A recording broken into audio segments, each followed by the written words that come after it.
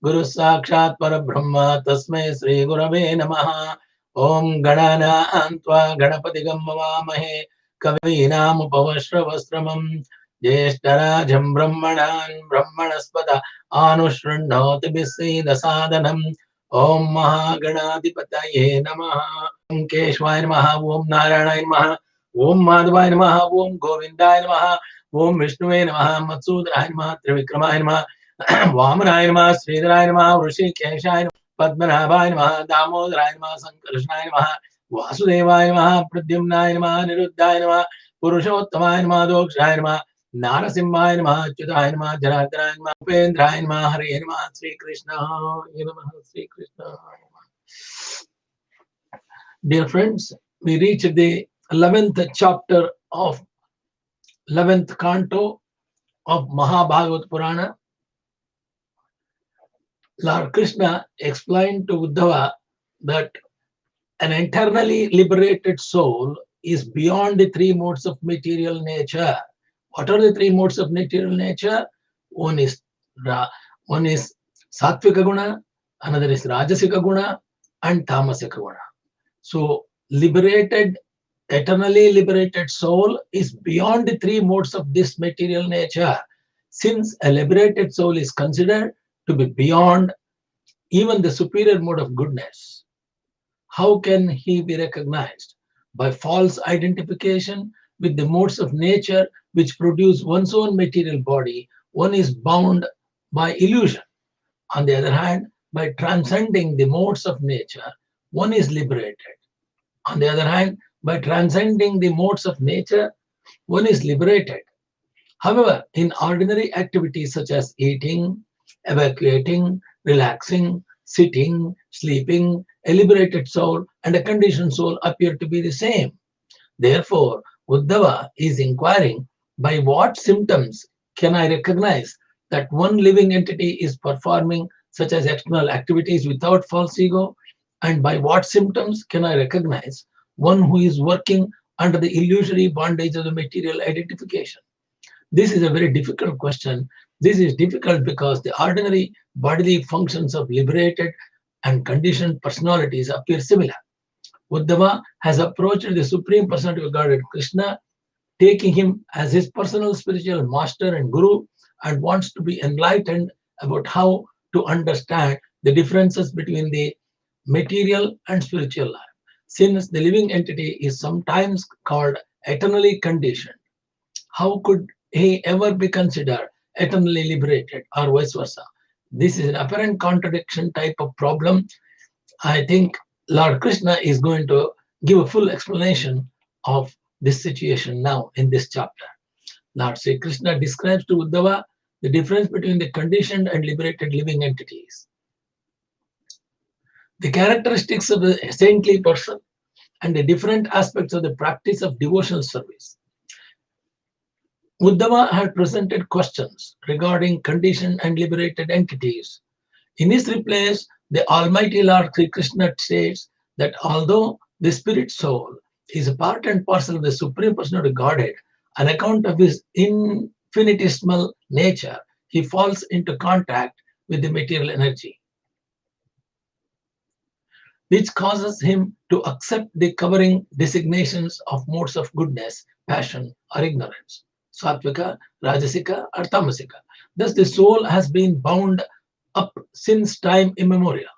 But when he achieves the shelter of the pure devotional service, he becomes designated as eternally liberated. Transcendental knowledge is therefore the cause of living entities' liberation. By the virtue of the transcendental knowledge, the cause of living entities' liberation, and ignorance is the cause of his bondage. Both knowledge and ignorance are produced by the Maya energy of Lord Sri Krishna and are his eternal potencies. The living entities who become attracted to the mode of nature are bewildered by false ego. The living entities who became attracted to the modes of nature are bewildered by false ego, which causes them to see themselves as the enjoyers of misery, confusion, happiness, distress, danger, and so on. In this way, they meditate upon such states of being, although in the real or spiritual world these things do not exist. Both the jiva, individual soul, and the super soul reside within the same body. The difference between them is that the Almighty Super Soul, being fully cognizant, does not indulge in enjoying the fruits of material work, but remains simply as a witness, whereas the infinitesimal conditional jiva, being ignorant, suffers the consequences of his own work. The liberated jiva, in spite of being within a material body, because of the remaining reactions of these past activities, does not become disturbed by the happiness and suffering of the body. He sees such a bodily experiences in the same way that a person who has just awakened from a dream sees his dream experiences. On the other hand, although the conditioned living entity is by nature not the enjoyer of the happiness and misery of the body, he imagines himself to be the enjoyer of his bodily experiences, just as a person in a dream imagines his dream experience to be real, just as the sun reflected upon water is not actually bound up in the water, and just as the air is not confined to some particular segment of the sky, similarly, a detached person takes advantage of his broad outlook on the world to cut off all his doubts with the sword of appropriate renunciation, Yukta Vairagya. It's called Yukta Vairagya. Since his life force senses, mind, and intelligence have no tendency to fix themselves on sense objects, he remains liberated, even while situated within the material body, regardless of whether he is harassed or worshipped. Regardless of whether he is harassed or worshipped, he remains equipoised. He is therefore considered liberated even in this life. A liberated person has nothing to do with the piety and sin of this world, but rather sees everything equally. A self satisfied sage does not praise or condemn anyone. He does not fix his mind on material things. Rather, he is always merged in meditation upon the Supreme Personality of Godhead. So, in the eyes of fools, he seems to be speechless, crazy person. He has accomplished nothing beyond his own labor. One should study only those scriptures in which the nature of the Supreme Personality of Godhead, his enchanting pastimes, and the nectaripics of his various incarnations are scientifically discussed. Thus, one gains the highest good fortune. However, by studying scriptures other than these only, one simply acquires misfortune. With full determination, one should properly understand the identity of the soul. With full determination, properly understand.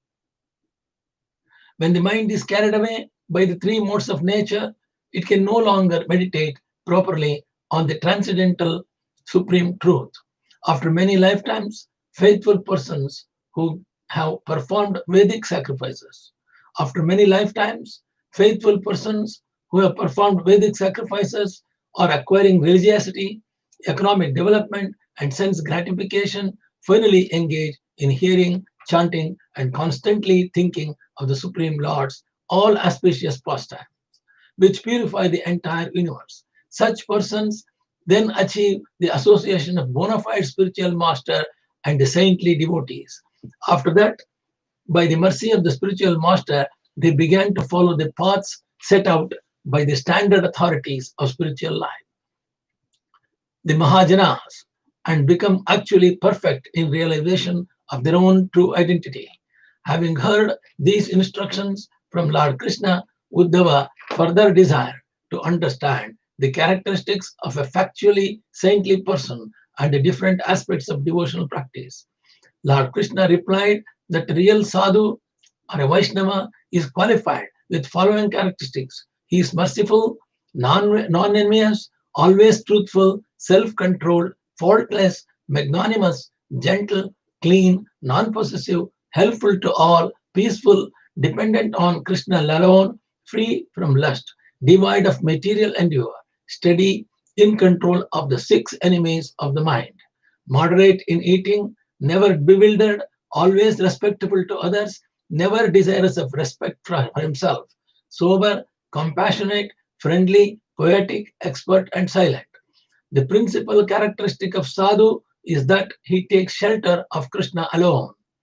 One who engages exclusively in Krishna's service and understands him as the limitless indwelling Lord who comprises eternity, knowledge, and bliss is the topmost devotee. So people should understand the topmost devotee is described by Lord Krishna. The principal characteristic of sadhu is that he takes shelter of Krishna alone. One who engages exclusively in Krishna's service and understands him as the limitless, indwelling Lord who compresses eternity, knowledge, and bliss is the topmost devotee. The practice of devotional service includes 64 kinds of activities.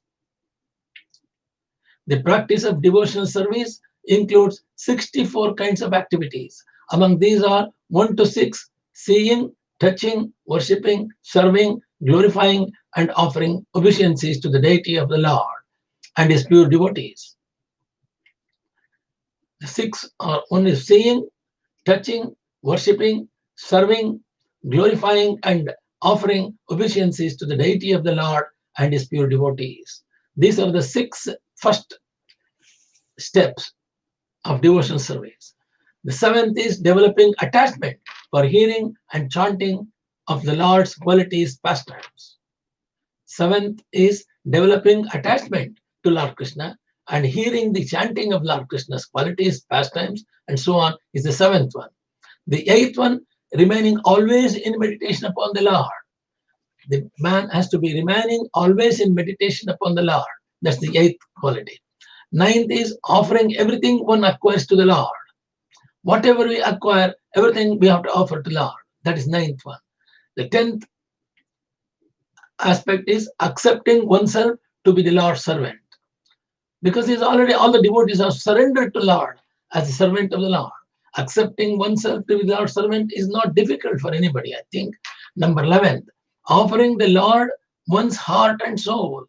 You offer your heart and soul to the Lord Narayana.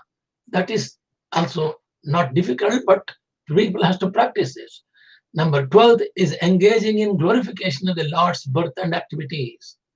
We have to engage in glorification of the Lord's birth and activities. That is, remembering the Krishna's glory and Krishna's activities and Krishna's birth is, we have to be good at it. Observing holidays related to the Lord. So we need to observe the holidays related to Lord Krishna.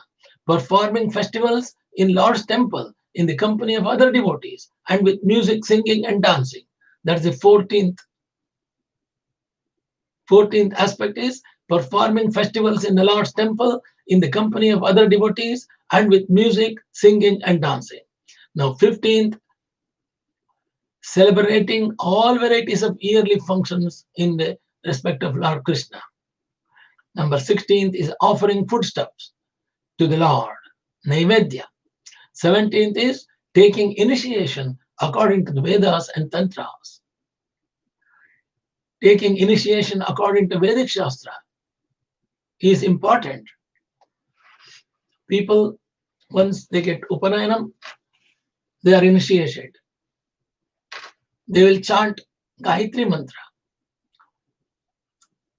and also Gayatri Upasana on a regular basis. And Veda Shastra says after Upanayana, you need to do Agni Karya for a month. You need to do fire worship for a month or at least 3 months. Sometimes they do 1 year, some people. This is called Agni Karya. This is the full initiation program of Brahmana, Vaishya, and Kshatriyas. After the initiation, to attain this sort of attaining the punya, chanting Gayatri Mantra both in morning and in the evening at least twice a day is essential. You must do 108 times of Gayatri Japa. Lord Krishna is in the Gayatri also. So don't forget, Gayatri meditation is also meditation to Lord Krishna, because Gayatri, Krishna is already in the Gayatri. Because Gayatri Mantra has got 24 letters and Krishna's name is 24 names, chanting Totsarumshati, both are tallying together. And every time you do Sandhya Vandana, you chant Krishna's name, 24 names of Krishna, morning and night. That's a part and parcel of Sandhya Vandana. And then the 18th aspect is taking vows related to the Lord. You need to take vows to performance of your plans, what is related to Lord. All sorts of vows you have to take in relation to the Lord. Being eager to establish, 19th chapter is being eager to establish deities of the Lord. Being eager to establish deities of the Lord. Number 20, enduring either alone or in association with other devotees in constructing for the service of the Lord, vegetable and flower gardens, temples, cities, and so on. Whatever we do, we have to do in the name of Lord Krishna. You grow vegetables in the flower gardens, vegetable garden, flower garden, constructing a temple, constructing a city, and so on. All the development work has to be done in the name of Lord Krishna alone. Humbly cleansing the temple of the Lord. The 21st character is humbly cleaning the temple of the Lord. So the cleaning aspect of the temple is a big service to the Lord Krishna also. So people and devotees should not hesitate to clean the temple whenever it's required. All the devotees of Lord Krishna should help each other like volunteers and come forward and clean the temple whenever it is needed on a regular basis. Not only that, the temple aspect where the devotees are sitting is one thing, and where the deities are situated in the temple is another thing. We need to do samproksha for all the deities on a regular basis, and we have to do all yajnas, yagas in the temple on important aspect of all the festivals of Lord Krishna. Rendering service, the 22nd is rendering the service to the Lord's house by painting it, washing it with water, and decorating with auspicious designs. The rendering service to the Lord's house, that is temple, by painting it. It could be a small temple in your house, or it could be a temple in the community. Either way, both are good, with water and decorating it with auspicious designs. These are the 22 aspects. After this, the process of worshipping the deity of Supreme Lord is described in brief. Srémad-Bhägavatam. So these are the summary of this chapter where liberated souls and conditioned souls entity was given. Now we will go to the shlokas and described in detail from the beginning. So the shloka starts with Bhagavan Vacha. Lord Krishna is telling this. Baddho mukta iti vyakya gunato me namastutaha. So Bhagavan Sri Krishna is telling, Gunasya maya malatpanna me moksho na bandhanam.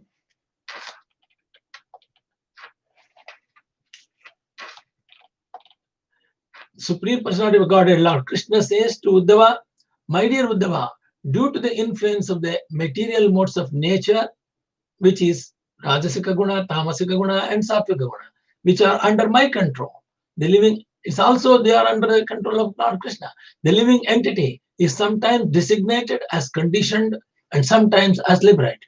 In fact, however, the soul is never really bound up or liberated. And since I am the Supreme Lord of Maya, which is the cause of the modes of nature, I also am never to be considered liberated or in a bondage.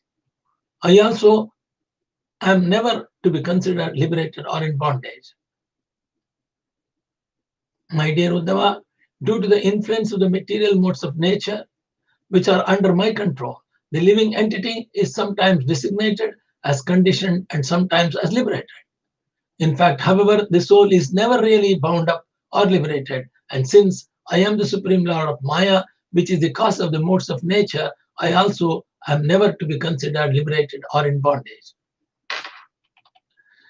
Here in this section, Lord Krishna explains the different characteristics of conditioned and liberated life, the symptoms of which one can recognize saintly persons, and the various processes of devotional service to the Lord in the Lord Krishna.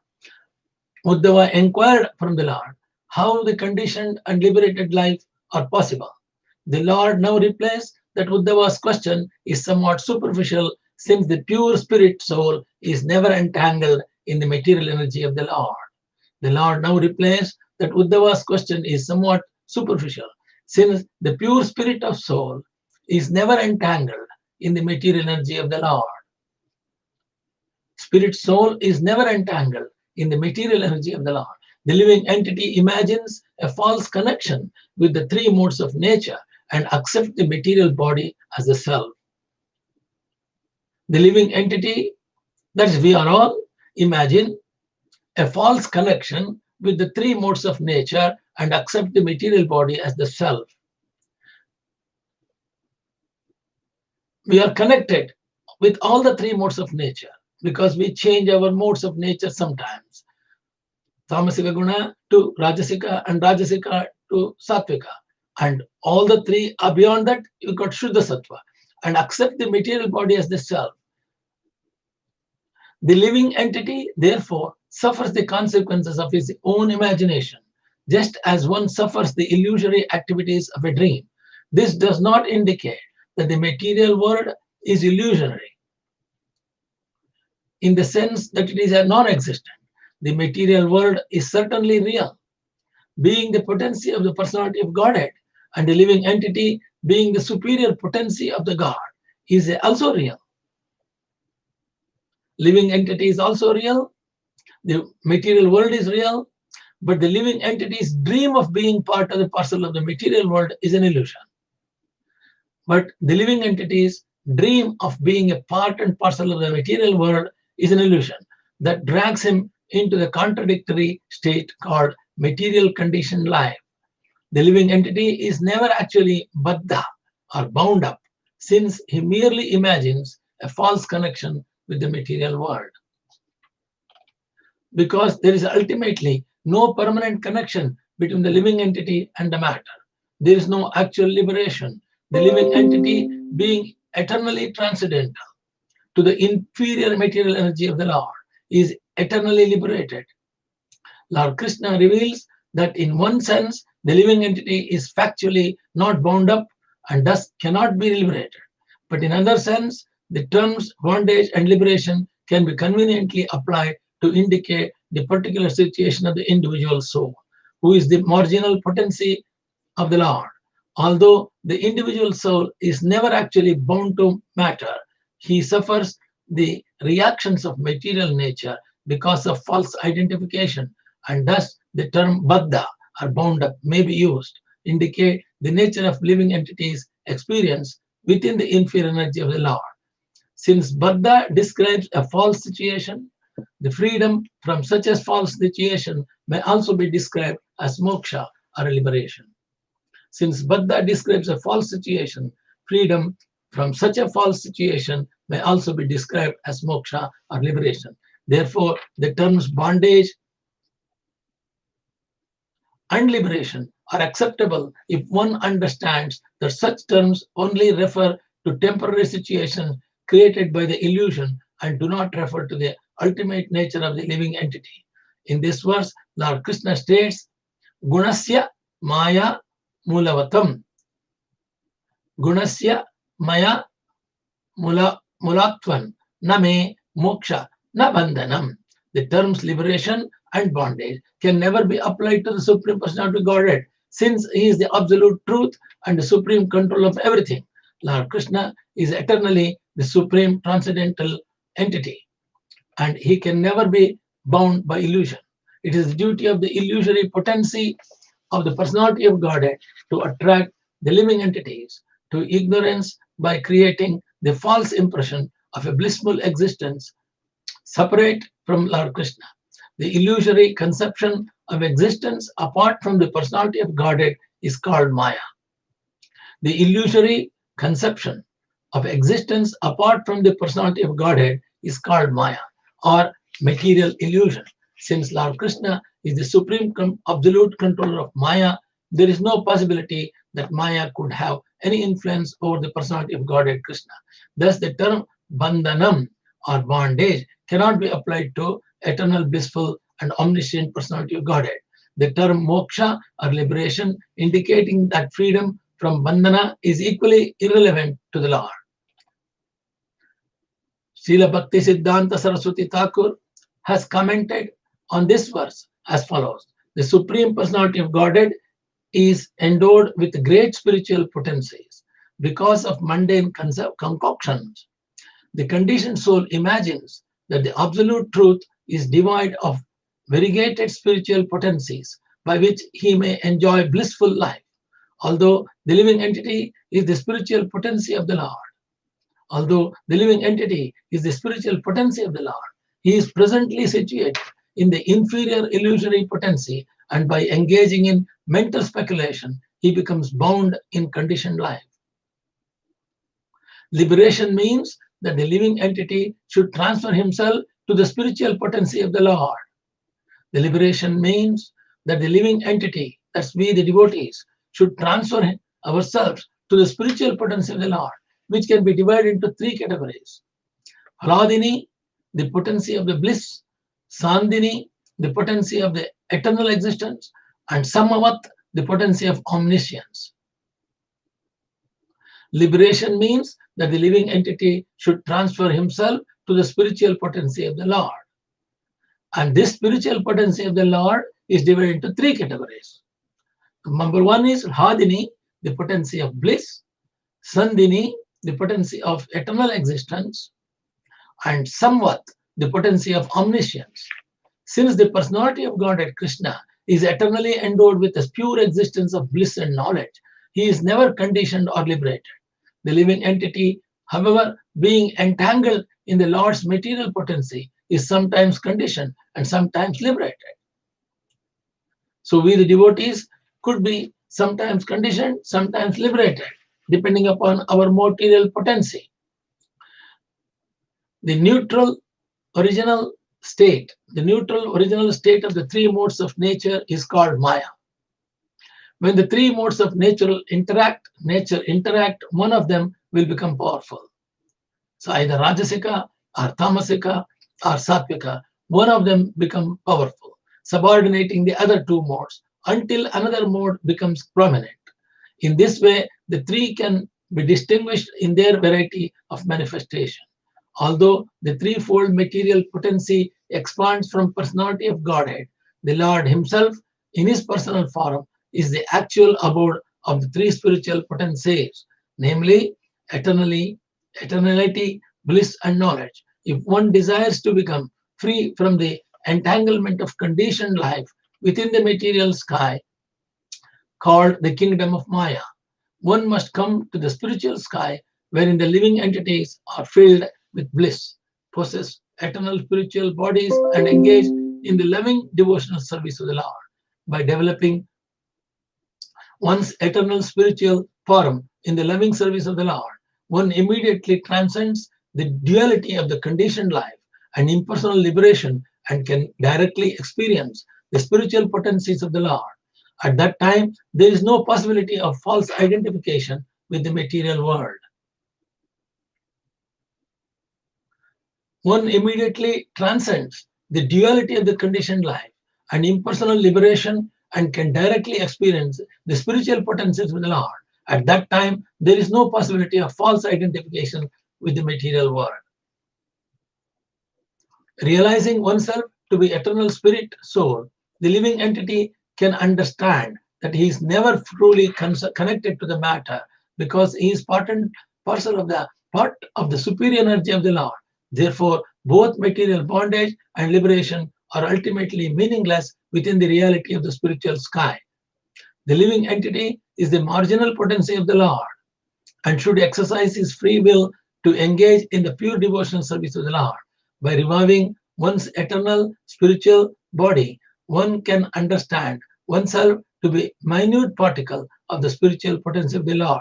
In other words, the living entity is a minute particle of the eternity, bliss, and omniscience, and thus in full Krishna consciousness, there is no possibility of his being carried away by the illusion of three modes of nature. In conclusion, it may be stated that the individual living entity is never actually entangled in the matter and is thus not liberated.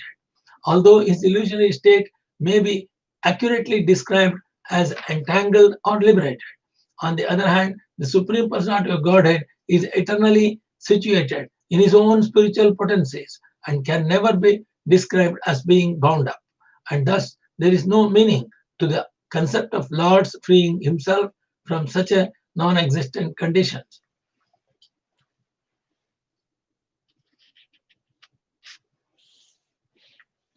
शोकमोहो सुखम दुःखः देहा ततिश्च मायया स्वप्नो यतात्मना ख्याति संस्कृतिना tu vastavi. That's the second sloka of the 11th chapter. Just a dream is merely a creation of one's intelligence, but has no actual substance. Similarly, material lamentation, illusion, happiness, distress, and the acceptance of the material body under the influence of Maya are all creations of the my illusory energy. Lord Krishna says it is his illusory energy. All creations are illusory energy. Substance, similarly, material lamentation, illusion, happiness, distress, and the acceptance of the material body under the influence of Maya are all creations of my illusory energy. In other words, material existence has no essential reality. The word deha apittaha indicates that the living entity falsely identifies himself with the external material body and thus transmigrates from one body to another. Apatti also indicates that great suffering or misfortune. Because of such false identification under the influence of illusion, the living entity experiences the miserable symptoms described here. Maya means the false concept that anything can exist without Lord Krishna or for any purpose other than the pleasure of Supreme Lord. Although the conditioned living entities are trying to enjoy material sense gratification, the result is always painful. And such painful experiences turn the conditioned soul back towards the Supreme Personality of Godhead. In other words, as people are telling, Sankata Bandhana Venkatramana, like that. When it's difficult, we go to the gods, asking for God's mercy. Such a painful experiences turn the conditioned soul, like people, devotees, back towards the Supreme Personality of Godhead. In other words, ultimate purpose of the material creation is to bring the living entity back to the loving devotional service to the Lord.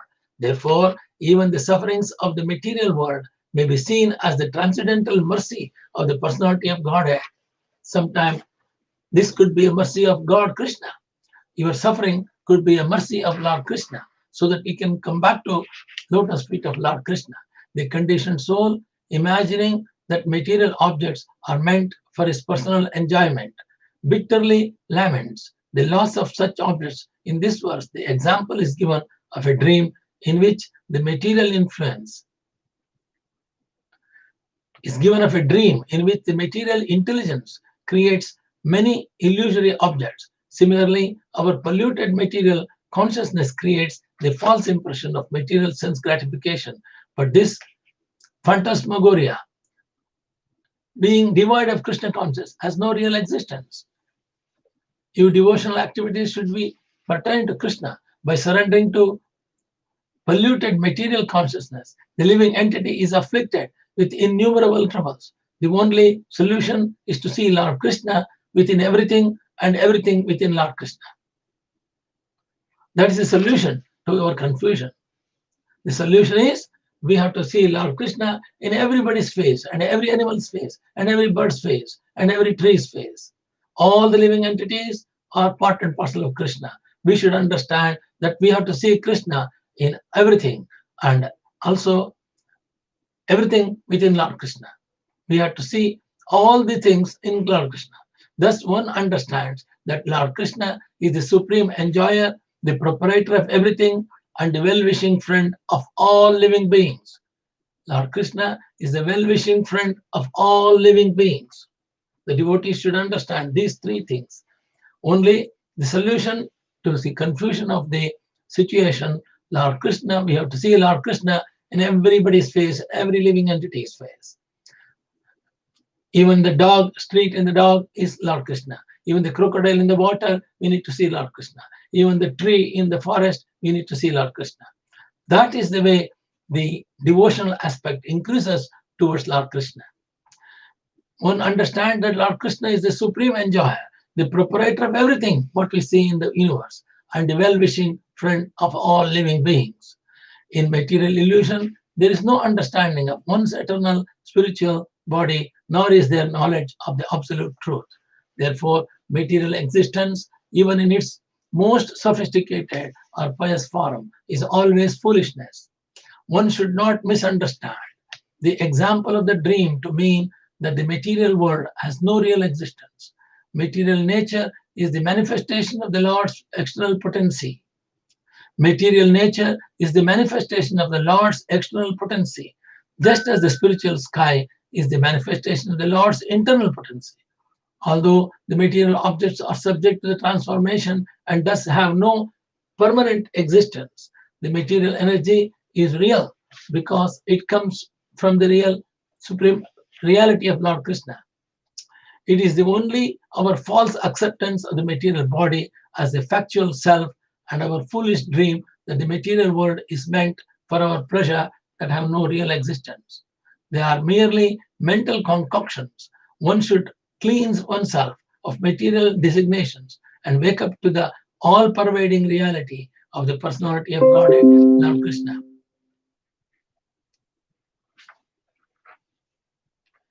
Vidya vidye mamotano vidyuddava shririnam moksha bandakari adhya maya me vinirmate. O Uddhava, both knowledge and ignorance, being products of Maya, are expansions of my potency. So Lord Krishna is telling Uddhava, both the knowledge and ignorance, being products of Maya, are expansions of potency of Lord Krishna. Both knowledge and ignorance are beginningless and perpetually award liberation and bondage to embodied living beings. By the expansion of Vidya or knowledge, a conditioned soul is liberated from the clutches of Maya. And similarly, by the expansion of Avidya or ignorance, the conditioned soul is driven further into the illusion and bondage. Both knowledge and ignorance are products of mighty potency of the Lord Krishna. The living being is bound by illusion when he considers himself the proprietor of these subtle and gross material bodies. According to Srila Jiva Goswami, the living entity may be designated as Jivamaya. Living entity may be designated as Jivamaya, whereas matter is called Gunamaya. The living entity places its living potency, Jivamaya, in the grip of the mundane qualitative potency, Gunamaya, and falsely dreams that he is part and parcel of the material world. Such an artificial mixture is called illusion or ignorance. When all of the Lord's potencies are correctly perceived in their proper categories, the living entity is liberated from material bondage and returns to his blissful eternal residence in the spiritual sky. The Supreme Personality of Godhead is not different from his potencies, yet he is always above them as the Supreme Controller. The Supreme Personality of Godhead may be designated as Mukta. Supreme Personality of Godhead may be designated as Mukta or liberated only to indicate that he is eternally free from material contamination and never to indicate that Lord has been freed from actual entanglement in material situation. According to Srila Madhvacharya, Vidya indicates the goddess of fortune, the internal potency of the Lord, whereas Avidya indicates Durga, the external potency of the Lord. Ultimately, however, the personality of Godhead can transform his potencies according to his own desire. As explained Srila Prabhupada in his commentary on Srémad-Bhägavatam, because the Lord is absolute, transcendence, all of his forms, names, pastimes, attributes, associates, and energies are identical with him. His transcendental energy acts according to his omnipotency. The same energy acts as his external energy, internal and marginal energies, and by his omnipotency, he can perform anything and everything, although the agency of any of the above energies he can turn the external energy into internal by his will.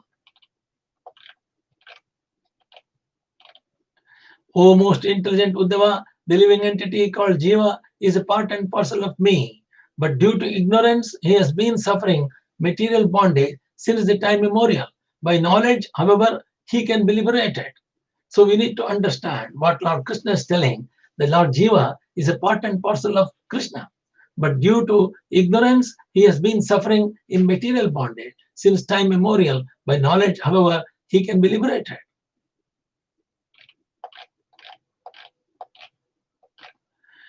Thus, my dear Uddhava, in the same material body, we find opposing characteristics such as great happiness and misery. That is because both the Supreme Personality of Godhead, who is eternally liberated, as well as the conditioned soul, are within the body. I shall now speak to you about their different characteristics. Uddhava inquired about the different symptoms of liberated and conditioned life. Sridhara Swami explains that the characteristics of bondage and liberation may be understood in two divisions, as the difference between the ordinary conditioned soul and the eternally liberated personality of Godhead, or as the difference between the conditioned and liberated living entities in the Jiva category. The Lord will first explain the difference between the ordinary living entity and the Supreme Personality of Godhead, which may be understood as the difference between the controlled and the controller. By chance, two birds have made nest together in the same tree. The two birds are friends and are of a similar nature. One of them, however, is eating and fruits of the tree, whereas the other, who does not eat the fruits, is in a superior position due to his potency. The example of two birds in the same tree is given to illustrate the presence of within the heart of the material body of both the individual soul and the super soul. The personality of Godhead. Super soul is the personality of Godhead Krishna. Just as bird makes a nest in a tree, the living entity sits within the heart. The example is appropriate because the bird is always distinct from the tree. Similarly, both the individual soul and the super soul are distinct entities, separate from the temporary material body. The word balena indicates that the Supreme Person of Godhead is satisfied by his own internal potency, which consists of eternality, omniscience, and bliss, as indicated by the word bhuyam, bhuyan, or having superior existence. The Supreme Lord is always in a superior position, whereas the living entity is sometimes in illusion, sometimes enlightened. The word balena indicates that the Lord is never in darkness or ignorance, but is always full in his perfect blissful consciousness. Thus the Lord is nirana, or uninterested in the bitter fruits of material activities, whereas the ordinary conditioned soul busily consumes such bitter fruits, thinking them to be the sweet. Ultimately, the fruit of all material endeavor is death. Ultimately, the fruit of all material endeavor is death, but they hurt the living entity foolishly thinks material things will bring him pleasure. The word Sankyu, or two friends, is also significant. Our real friend is Lord Krishna, who is situated within our heart. Only he knows our actual needs, and only he can give us real happiness.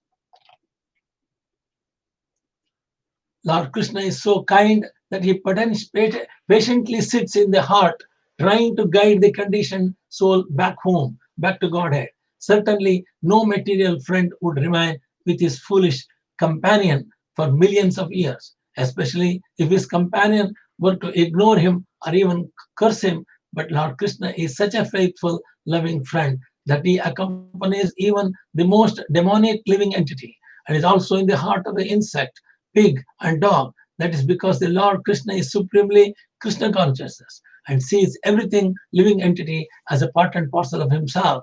Every living being should give up the bitter fruits of the tree of material existence. One should turn one's face to the Lord within the heart.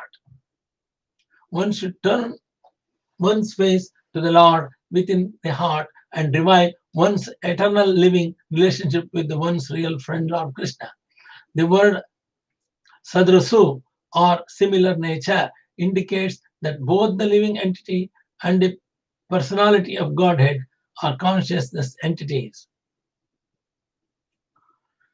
As a part and parcel of the Lord, we share the Lord's nature, but in infinitesimal quantity.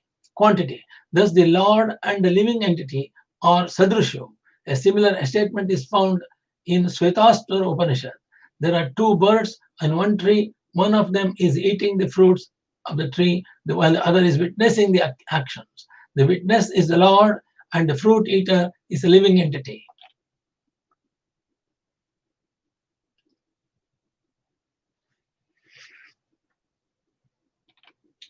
The bird who does not eat the fruits of the tree is the Supreme Personality of Godhead Krishna, who by his omniscience perfectly understands his own position and that of the conditioned living entity, represented by the eating bird.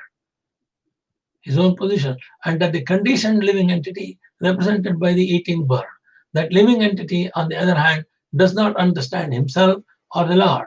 He is covered by ignorance and is thus called eternally conditioned, whereas the personality of Godhead, being full of perfect knowledge, is eternally liberated.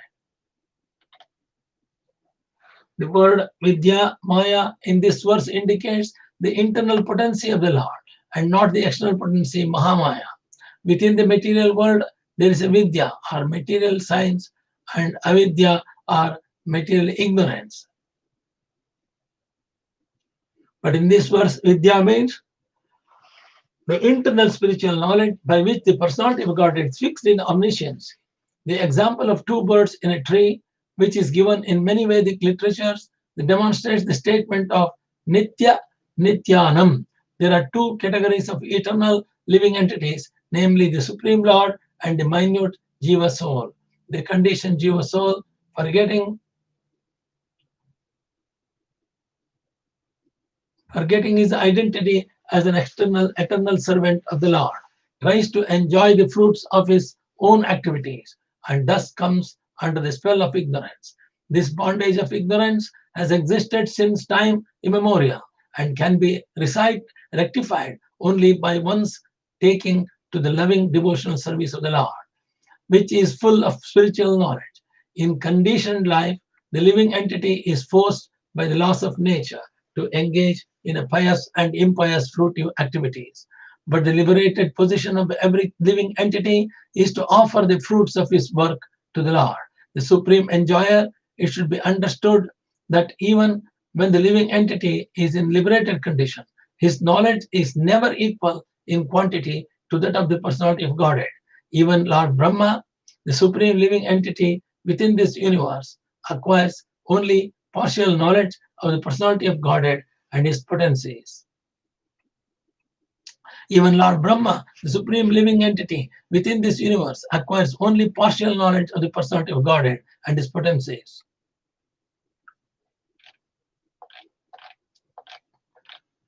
One who is enlightened in self-realization, although living within the material body, sees himself as transcendental to the body, just as one who has arisen from the dream gives up identification with the dream body. One who is enlightened in self-realization, although living within the material body, sees himself as transcendental to the body, just as one who has arisen from the dream gives up the identification with the dream body. A foolish person, however, although not identical with his material body, although not identical with his material body, but transcendental to it, thinks himself to be situated in the body, just as one who is dreaming sees himself as situated in an imaginary body.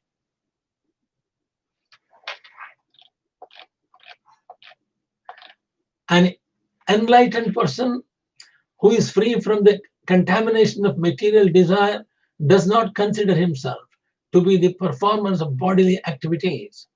An enlightened person who is free from contamination of material desire does not consider himself to be the performer of bodily activities. Rather, he knows that in all such activities, it's only the senses born of the modes of nature that are contacting sense objects born of the same modes of nature. Lord Krishna makes a similar statement in Bhagavad Gita also. One who is knowledge of the absolute truth, O mighty armored, does not engage himself in the sense and such gratification, knowing well the difference between the work in devotion and work in fruitive results.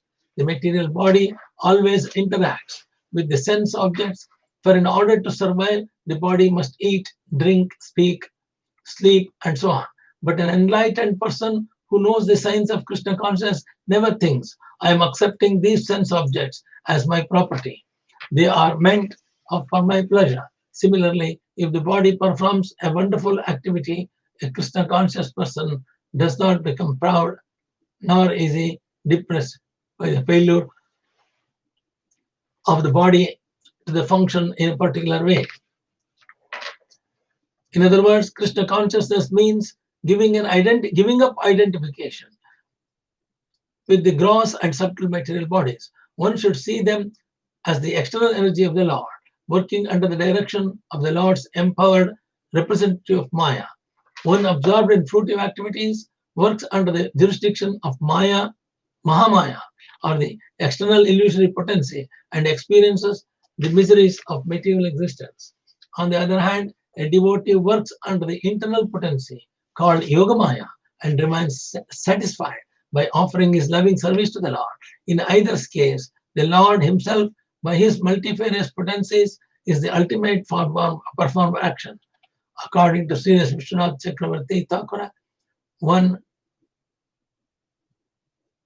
who claims to be transcendental to the bodily concept of life, but at the same time remains under the influence of material desire and mental transformation, is understood to be a cheetah and the lowest type of conditioned soul.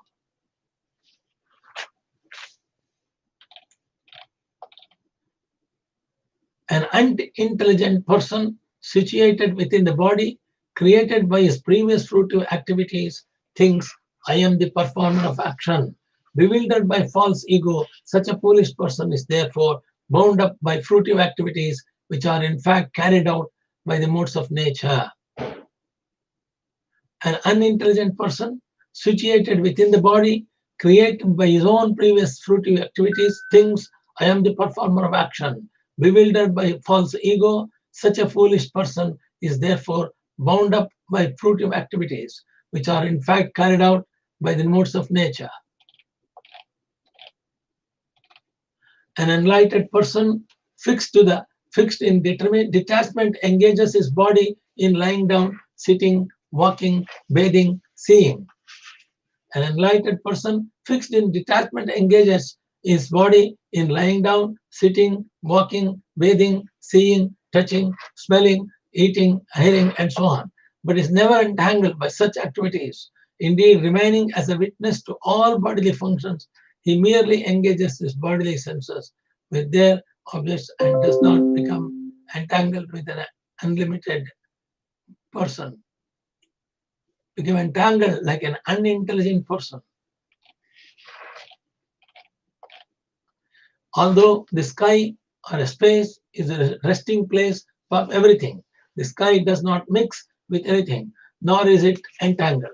Similarly, the sun is not at all attached to the water in which it is reflected within the innumerable reservoirs and in the rivers, and the mighty wind blowing everywhere is not affected by the innumerable aromas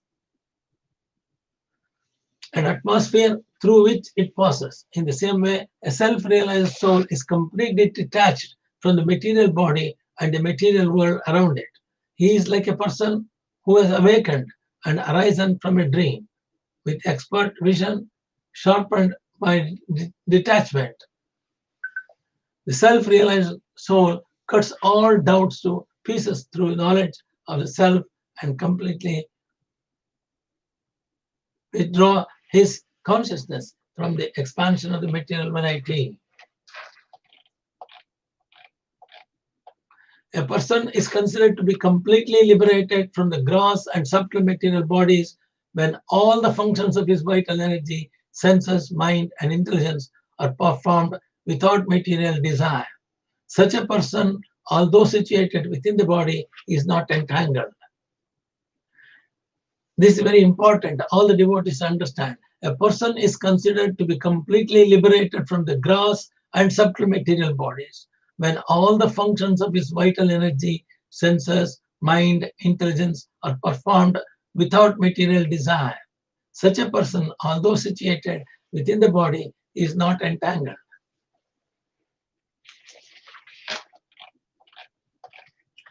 Sometimes, for no apparent reason, one's body is attacked by cruel people or violent animals.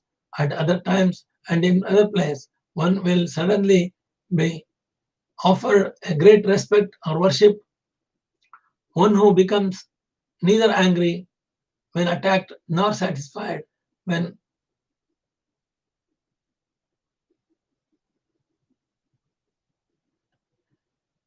sometimes for no apparent reason of one's body is attacked by a cruel people or violent animals.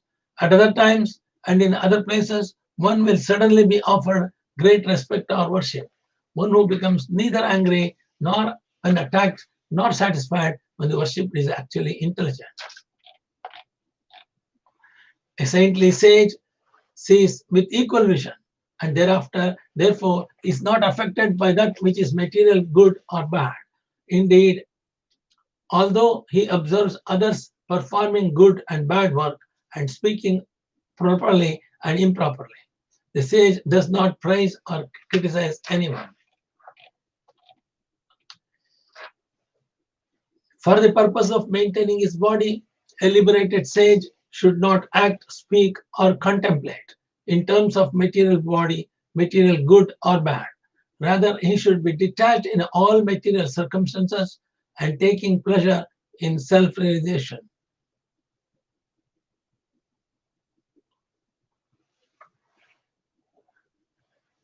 For the purpose of maintaining his body, a liberated sage should not act, speak, or contemplate in terms of material good or bad.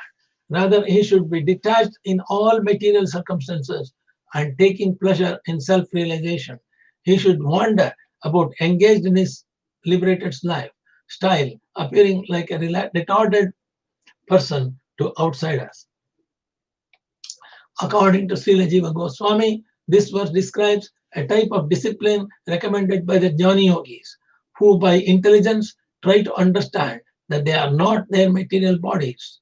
One who is engaged in the devotional service to Lord Krishna, however, accepts and rejects material things in terms of their usefulness in the loving service of Lord Krishna. One who is trying to preach Krishna consciousness should be seen as very intelligent and not jadavat or situated as described here, although the devotee of the Lord does not act, speak, or contemplate for his personal sense gratification. He remains very busy working, speaking, and meditating in the devotional service of the Lord. The devotee makes elaborate plans to engage all the fallen souls in Lord Krishna's service so they can be purified and go to home and go back home or back to Godhead or Vaikunta. Merely rejecting material things is not perfect consciousness. One must see everything as the property of the Lord Krishna and meant for the Lord's pleasure. One busily engaged in spreading the Krishna consciousness movement has no time to make material distinction and thus automatically comes to the liberated person.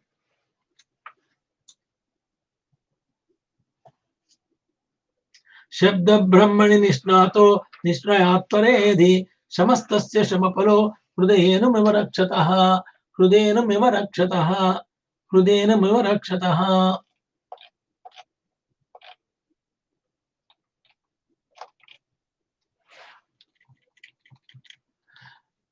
If through meticulous study one becomes expert in reading Vedic literature but makes no endeavor to fix one's mind on the Supreme Person of Godhead, then one's endeavor is certainly like that of a man who works very hard to take care of a cow that gives no milk. In other words, the fruit of one's laborious study of Vedic knowledge will simply the labor itself. there will be no other tangible benefit.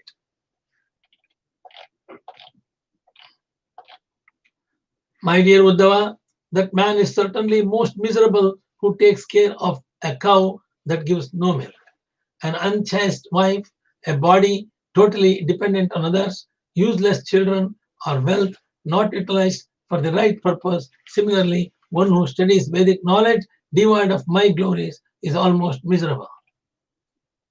Although a person is good at Vedic knowledge, if he is not surrendered to Lord Krishna, then he is miserable.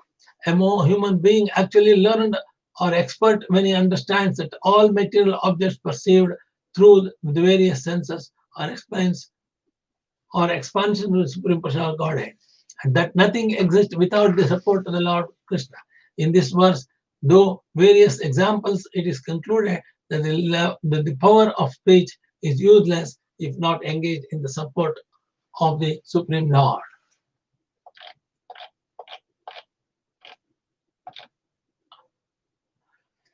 My dear Uddhava, an intelligent person should never take in literatures that do not contain descriptions of my activities, which purify the whole universe. Indeed, I create, maintain, annihilate the entire material manifestation among all my pastime duties.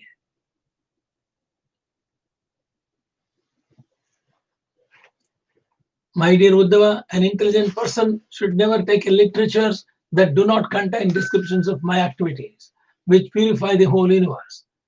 Indeed, I create, maintain, annihilate the entire material manifestation among all my pastime incarnations. The most beloved are Krishna and Balarama, and any so-called knowledge that does not recognize these activities of mine is simply barren and is not acceptable to those who are actually intelligent.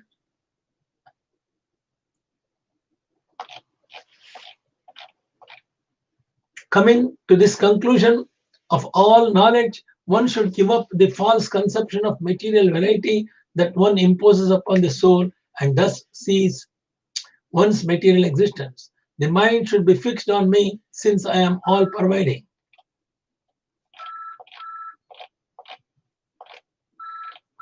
My dear Uddhava, if you are not able to free your mind from all material disturbance and thus absorb it completely on the spiritual platform, then perform all your activities as an offering to me without trying to enjoy the fruits.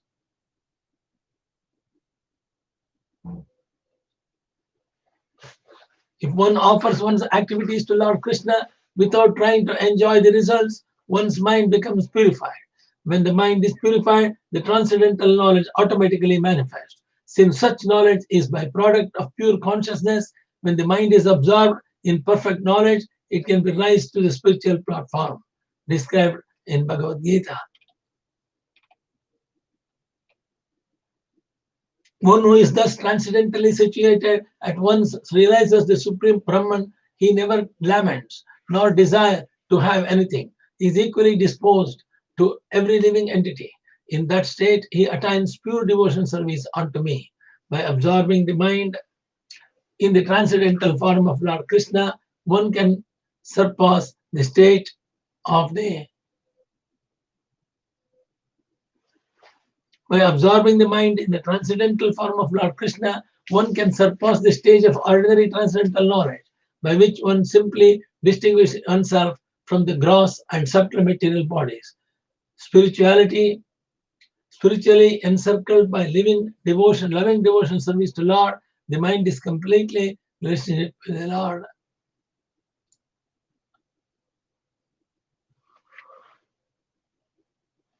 Yet even then one may not able to fix one's mind completely on the spiritual platform. At that point, one should realistically assess one's position, noting the lingering material contamination within the mind. Then, as stated in this verse, one should intensify one's devotional practical.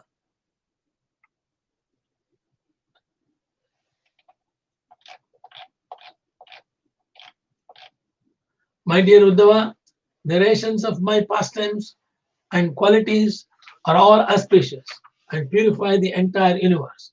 A faithful person who constantly hears, glorifies, and remembers such transcendental activities, who through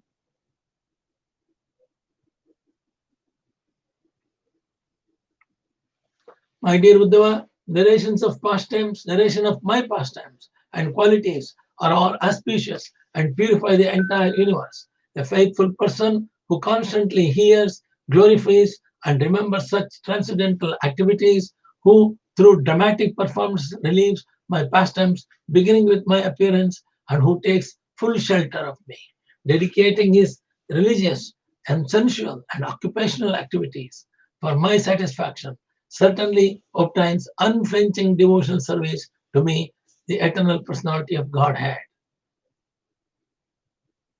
Here, Lord Krishna directly explains, my dear Uddhava, narrations of my pastimes, that is his avatars, and qualities of all auspicious and purify the entire universe. By narration of Krishna's pastime and qualities are all auspicious and purify the entire universe. A faithful person who constantly hears, glories, and remembers such transcendental activities, who through dharmic prince performs, relieves my pastimes, beginning of my experience, and his style.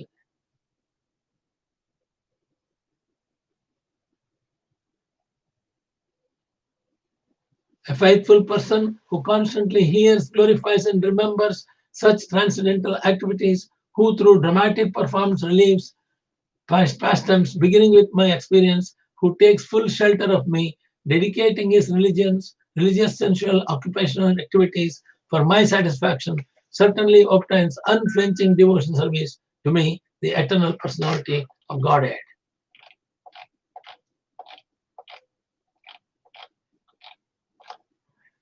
One who has obtained pure devotional service by association with my devotees always engages in worshipping me. Thus, he very easily goes to my abode, which is revealed in by my pure devotees.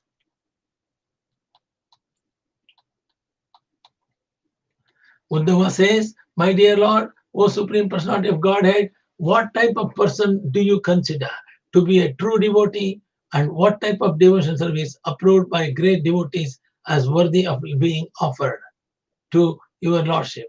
My dear ruler, here Lord Krishna says, Uddhava says to Lord Krishna, my dear Lord, O Supreme Personality of Godhead, what type of person do you consider to be a true devotee? And what type of devotional service is approved by great devotees as worthy of being offered to your Lordship? My dear ruler of the universal controllers, O Lord of Vaikunta and imaginary God of the universe, I am your devotee. And because I love you, I have no other shelter than you. Therefore, please explain this to me. My dear Lord, as the absolute truth, your transcendental nature, material nature, and like the sky, you are never entangled in any way, still being controlled by your devotees.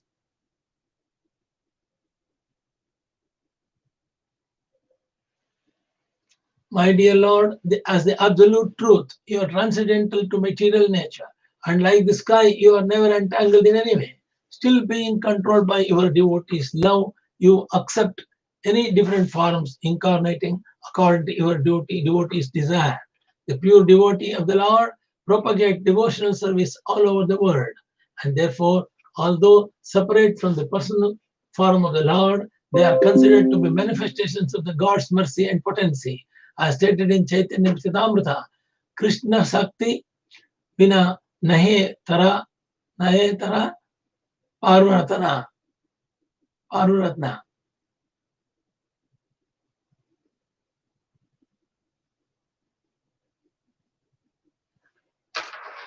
The Lord descends in selected spiritual bodies to please his loving devotees. Sometimes he appears in his original form as Krishna, and even in Krishna himself appears in different forms, separate special bodies.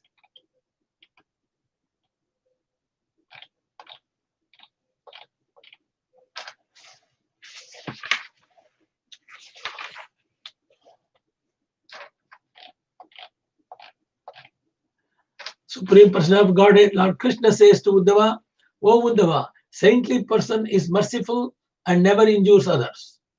Even if others are aggressive, he is tolerant and forgiving toward all living entities. His strength and meaning in life come from the truth itself. He is free from all envy and jealousy, and his mind is equal in material happiness and distress. Thus, he dedicates his time to work for the welfare of others. His intelligence is never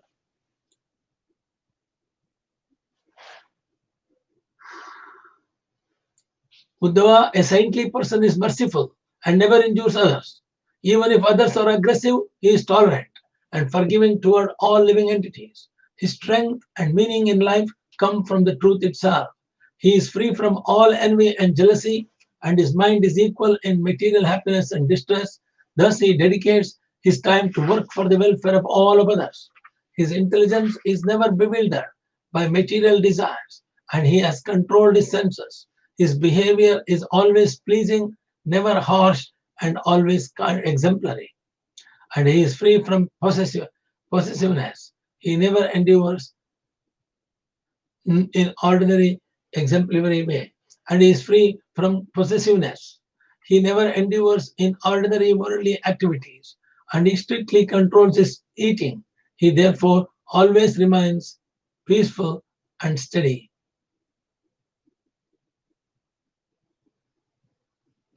A saintly person is thoughtful and accepts me, Lord Krishna, as his only shelter.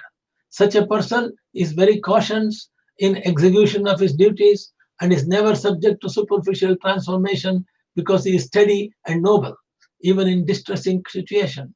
He has conquered over the 6 material qualities. A saintly person who is always constantly meditating on Lord Krishna, he is steady and noble, even in distressing situation. He has conquered over the 6 material qualities, namely hunger, thirst, lamentation, illusion, old age, and death.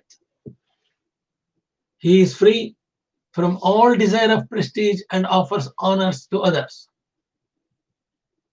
He is expert in reviving Krishna consciousness of others and therefore never cheats anyone. Rather, he is a well-wishing friend to all. Being most merciful, such a saintly person must be considered the most learned of men. He perfectly understands that the ordinary religious duties prescribed by me in various Vedic scriptures possess favorable qualities that purify the performer, and he knows that in neglect of such duties constitutes a discrepancy in one's life. Having taken complete shelter at my lotus feet, however, a saintly person ultimately renounces such ordinary religious duties and worship of me alone.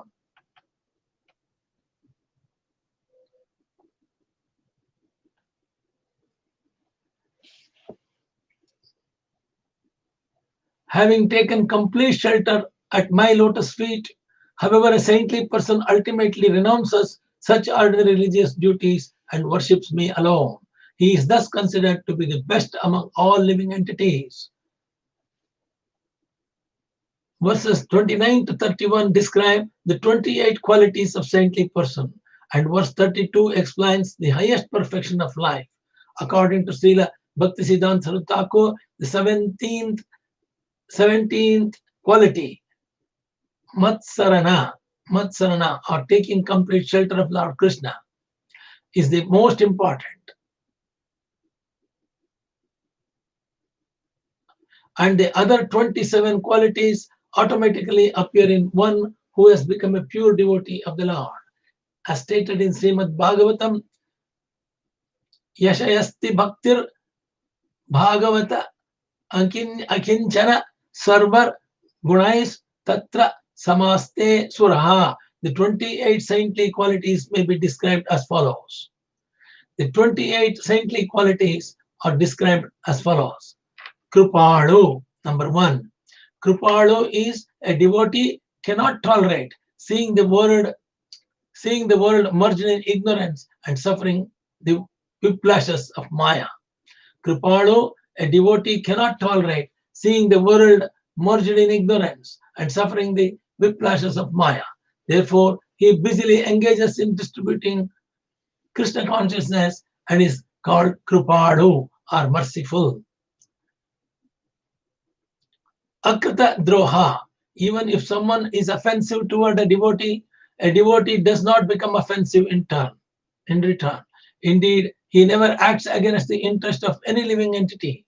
One may argue that great Vaishnava kings such as Maharaja Yudhishthira and Prakriti, one may argue that great Vaishnava kings such as Maharaja Yudhishthira and Parikshit Maharaja executed many criminals. However, when justice is properly administered by the state, sinful, destructive persons actually benefit from their punishment because they become freed from the severe karmic reactions to their illicit activities. A Vaishnava ruler gives punishment not out of envy or malice, but in the faithful obedience to the laws of God.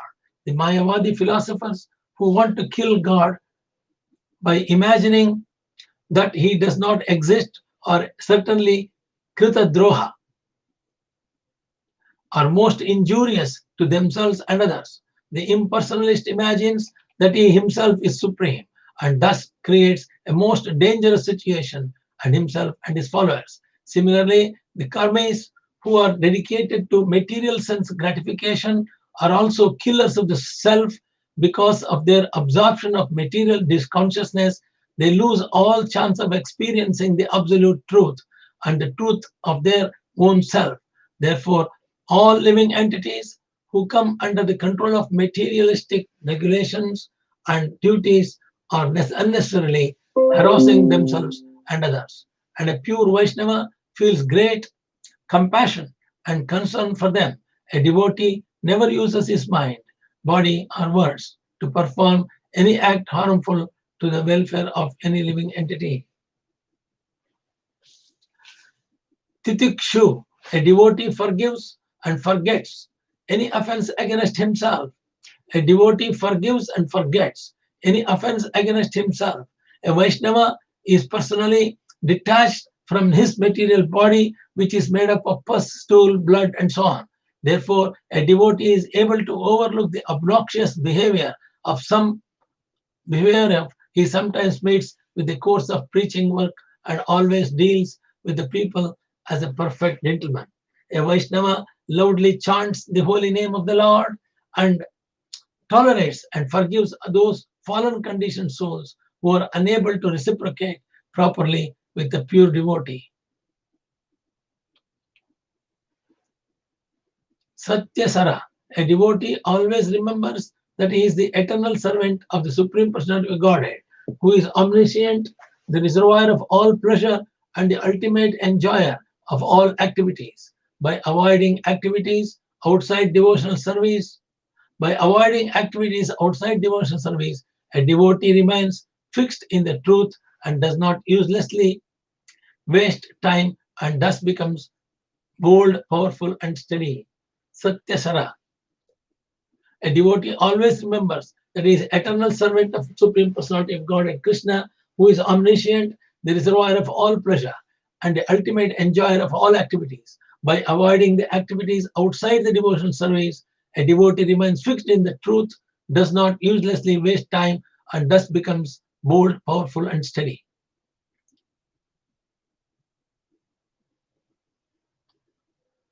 Anvayadayatma. A devotee knows that the material world is a temporary phantasmagoria and therefore does not envy anyone in any material situation.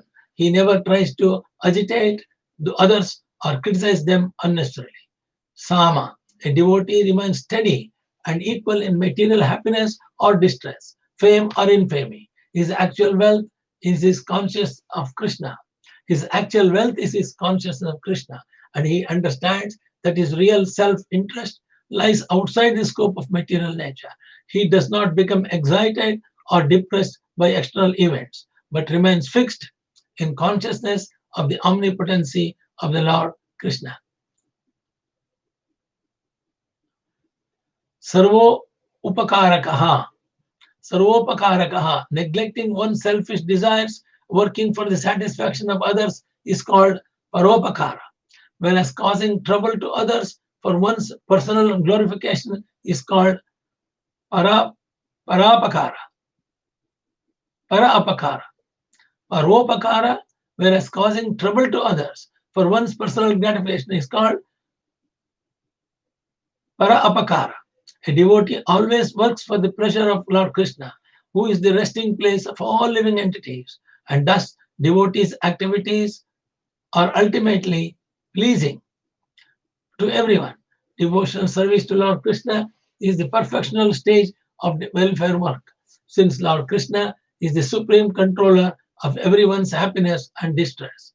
Foolish persons, under the influence of false egotism, considering themselves to be the ultimate well-wishers of others, execute superficial materialistic activities rather than attending to the eternal happiness of others, because a devotee remains pure and engages in missionary activities. He is everyone's best friend. Kamair ahata di.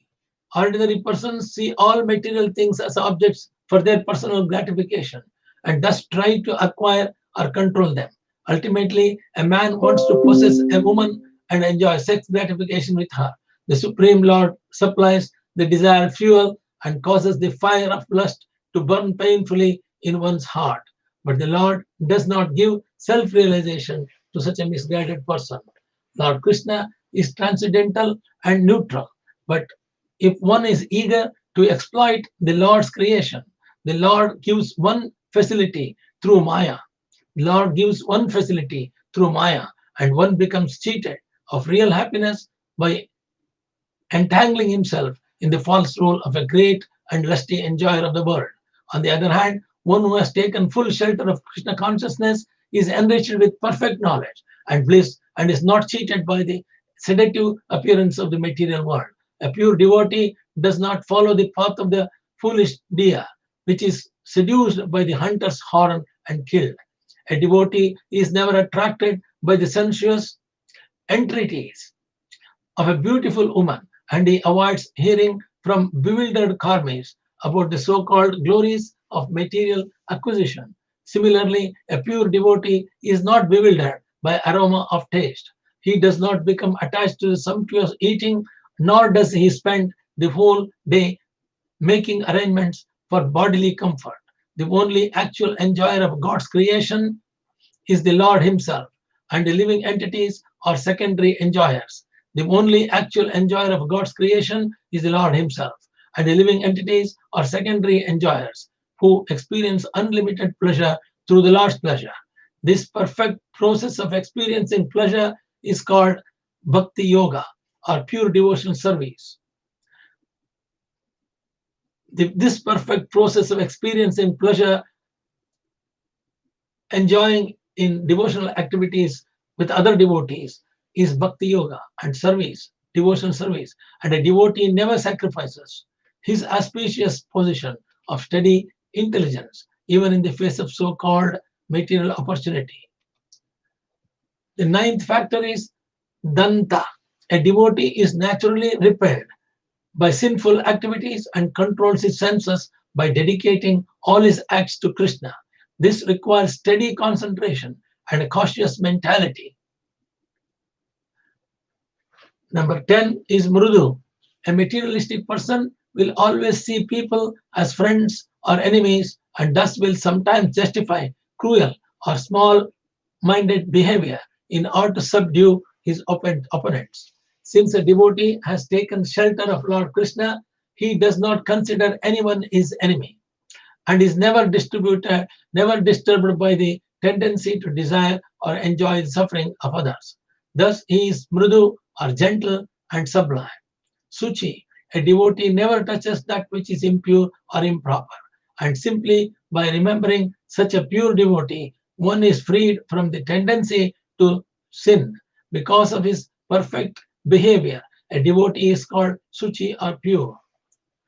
Akinchana, a devotee is free from possessiveness and is not eager to enjoy or renounce anything since he considers everything to be Lord Krishna's property. Aniha, a devotee never acts on his own behalf, but rather for the service of Lord Krishna. He is therefore aloof from ordinary worldly affairs. Mita book, a devotee accepts material sense objects only as far as necessary to keep himself healthy and fit in Lord Krishna's service. He is therefore not entangled by his sense activities and never injures his real self-realization. When necessary, a devotee can give up anything for Lord Krishna's service, but he does not accept or reject anything for his personal prestige. Santa, those trying to, the next 15th chapter, 15th aspect is Santa. Thus, those trying to exploit the Lord's creation are always disturbed. A devotee, however, is detached from such pointless activities and understands sense gratification to be diametrically opposed to his self-interest. Being always engaged according to the Lord's desire, he remains peaceful. Sthira, remembering that Lord Krishna is the basis of everything, a devotee does not become fearful or impatient. Sthira means determination. Sthira. Number 17 is Matsarana. A devotee does not take pleasure in anything except serving Lord Krishna and is constantly attentive in the execution of his duties. A devotee knows that only Lord Krishna can protect him and engage him in useful work. Muni, a devotee is thoughtful and through intelligent contemplation avoids becoming distracted from his spiritual advancement. By intelligence, he is freed from doubts about Lord Krishna and confronts all problems in the life with steady Krishna consciousness. Apramata, 19th factor is apramata. One who forgets the Supreme Lord is more or less crazy, but a devotee remains sane by offering his activities to Lord Krishna. Number 20 is Gabiratma. Gabiratma. As a devotee merges into the ocean of Krishna consciousness, his own consciousness becomes deeper and deeper. Ordinary superficial persons hovering on the material platform cannot fathom the extent of a devotee's awareness. 21 factor Dhrutiman. By controlling the urges of the tongue and genitals, the devotee remains steady. Dhrutiman. By controlling the urges of the tongue and genitals, the devotee remains steady and patient, does not impulsively change his position. Chita Sadguna. By spiritual knowledge, a devotee is able to conquer the pushings of the hunger, thirst, lamentation, illusion, old age, and death. Jita Sadguna. By spiritual knowledge, a devotee is able to conquer the pushings of the hunger, thirst, lamentation, illusion, old age, and death. Amani. The 23rd factor is Amani. A devotee is not purified, not puffed up. Amani. A devotee is not puffed up. And even if he is famous, he does not take such fame very seriously. Manada. A devotee offers all respects to others, since everyone is part and parcel of Lord Krishna. Manada. A devotee offers all respects to others, since everyone is a part and parcel of Lord Krishna. Kalya. 25th is Kalya. A devotee is expert in making people understand the truth of Krishna consciousness. A devotee must be expert in making people to understand the truth of Krishna consciousness. Number 26 is Maitra. A devotee does not cheat anyone by encouraging them in the bodily concept of life. Rather, by his missionary work, a devotee is the true friend for everyone. Fact number 27, Karunika. Karunika. A devotee tries to make a people sane and thus is most merciful. He is Paradukka Dukhi. Paradukka Dukhi, or one who is unhappy to see unhappiness of others. Kavi. The devotee is expert in studying the transcendental qualities of Lord Krishna and is able to show the harmony and compatibility of the Lord's apparently contradictory qualities. A devotee is expert in studying the transcendental qualities of Lord Krishna and is able to show the harmony and compatibility of Lord's apparently contradictory qualities. This is possibly through expert knowledge of the absolute nature of the Lord. Lord Chaitanya is softer than a rose and harder than thunderbolt. But these opposing qualities can easily be understood in terms of the Lord's transcendental nature and purposes. One who is always able to understand the truth of Krishna consciousness without the opposition or confusion is called Kavi. One who is always able to understand the truth of Krishna consciousness without opposition or confusion is called Kavi, or most learned. The position of those in the spiritual path, the position of those on the spiritual path can be understood in terms of their development of the qualities mentioned above. Ultimately, the most important quality is to take shelter of Lord Krishna, since the Lord can award all good qualities to his sincere devotee. In the lowest stage of devotional service, one acts with a desire to enjoy sense gratification, but at the same time tries to offer the fruits to the Lord. This stage is called Karma Mishra Bhakti. In the lowest stage of devotional service, one acts with a desire to enjoy sense gratification, but at the same time tries to offer the fruits to the Lord.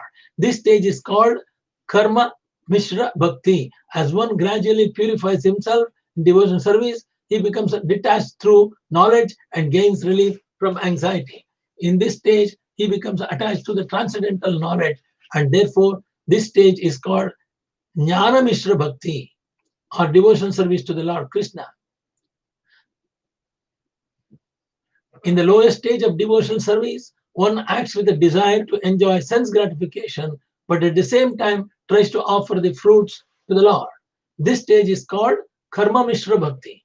As one gradually purifies himself to devotional service, he becomes detached to the knowledge and gains relief from anxiety. In this stage, he becomes attached to transcendental knowledge, and therefore this stage is called Jnana Mishra Bhakti, or devotional service to Lord Krishna with a desire to enjoy the fruits of transcendental knowledge. But because pure love for Krishna is actually the greatest happiness, and the natural position of living entity, is a sincere devotee gradually overcomes his desire to enjoy sense gratification and knowledge and comes to the stage of pure devotion service, which is devoid of personal desire. Nakarmani trede yogi karmana trete chaha. The yogi should not give up his work, but rather should cultivate detachment by which his material activities will automatically vanish. In other words, one should continue to perform one's prescribed duties, even imperfectly. If one is sincere about advancing in Krishna consciousness, then by strength of Bhakti Yoga, his activities will gradually be transformed into pure loving service.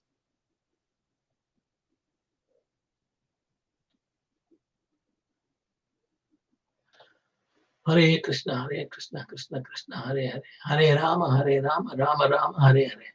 In Krishna consciousness, in other words, one should continue to perform one's prescribed duties, even imperfectly, if one is sincere about advancing in Krishna consciousness. By the strength of Bhakti Yoga, his activities will gradually be transferred into pure loving service to Krishna. There are innumerable examples of fruitive workers, mental speculators, and materialistic devotees who become perfect by the strength of devotional service. By rendering loving service to Krishna, one automatically experiences the greatest pleasure of life and is endowed with perfect knowledge. There is nothing lacking in the process of pure devotional service, and there is no need for any extraneous endeavor to acquire sense pleasure or philosophical satisfaction. One must be completely convinced that simply by serving Krishna, one will get all perfection in life. One must be completely convinced that simply by serving Krishna, one will get all perfection. in life. Even if one lacks some or all of the above mentioned qualities, one should sincerely engage in Lord Krishna's service, and gradually one's character will become perfect. One who is sincere devotee of Lord Krishna will develop all godly qualities by the mercy of the Lord, and one who is already serving the Lord with the above mentioned qualities is to be understood as the greatest devotee. As indicated in verse 32, a pure devotee of the Lord is fully aware of the pious advantages of executing duties within the Varnashrama system, and he is similarly aware of the harmful mistake of neglecting such duties. A pure devotee of the Lord should be fully aware of the pious advantages of executing duties within the Varnashrama Dharma system, and is similarly aware of the harmful mistakes of neglecting such duties. Still, having full faith in the Supreme Personality of Godhead, a devotee gives up all ordinary social and religious activities and engages fully in devotional service. He knows that Lord Krishna is the ultimate source of everything and that all perfection comes from Lord Krishna alone. Because of his extraordinary faith, the devotee is called Sattama, or the best among all the living beings. Sattama, as explained Srila Rupa Goswami in Upadeshamrita, a devotee who has not developed the good qualities mentioned above, but is nevertheless sincerely enduring for Krishna consciousness, should receive the mercy of superior Vaishnavas. One should not necessarily accept intimate association with such an aspirant to pure devotional service, but one should be confident that by chanting the holy names of Krishna, such a person will eventually attain all perfection. One can imagine the beauty of a society filled with saintly persons, as described in these verses. The wonderful Krishna conscious qualities mentioned above are the basis of a peaceful and prosperous society. And if everyone takes to the loving service of Lord Krishna, then certainly the present atmosphere of fear, violence, lust, greed, and insanity can be replaced by celestial situation in which all leaders and citizens will be happy. The essential points here are Matsarana. One should take full shelter of Lord Krishna. And Mama Bijitha. One should worship the Lord through the authorized process. In this way, the entire world can become Sattama, or most perfect. My devotees may or may not know exactly what I am, who I am, and how I exist. But if they worship me with unalloyed love, then I consider them to be the best devotee. Even if the devotees may not know who is Krishna and why, how is existing, how Krishna is existing, why, what I am, who I am, and how I exist. All this, if the devotee doesn't know, doesn't matter. If they consider them to be the best devotees, if they worship me all the time with unalloyed love, the Lord Krishna is pleased and consider them as the best devotees. According to Srila Vishwanath Chakravarti Thakura, all the Yavana indicates that Lord Krishna cannot be limited by time or space. He becomes limited by the love of his pure devotees. For example, Lord Krishna never steps 1 foot out of Vrindavana because of the intense love of its inhabitants for him. In this way, the Lord becomes under the control of his devotees' love. The word Yaha indicates that Krishna is the absolute truth who appears as the son of Vasudeva, or Samasundara Yadasri indicates that Lord is Atmarama, or completely self-satisfied, and also Aptakama, or one who automatically fulfills all his desires.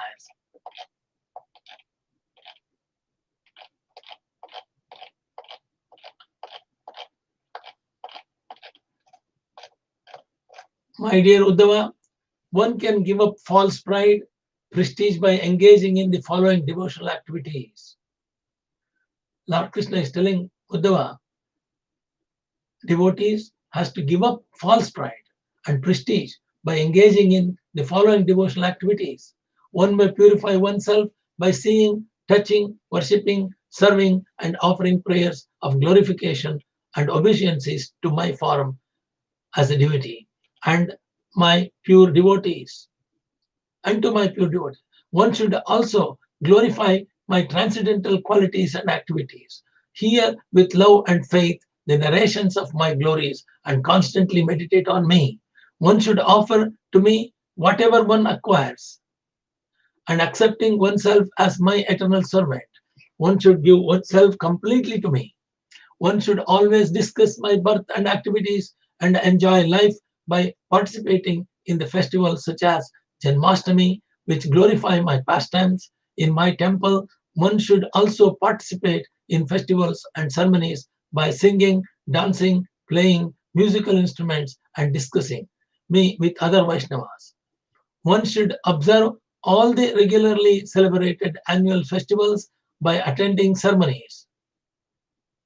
One should observe all the regularly celebrated annual festivals by attending ceremonies, pilgrimages, and making offerings. One should also observe religious oaths such as Ekadashi and take initiation by the procedure mentioned in the Vedas, Pancharatra, and other similar literature.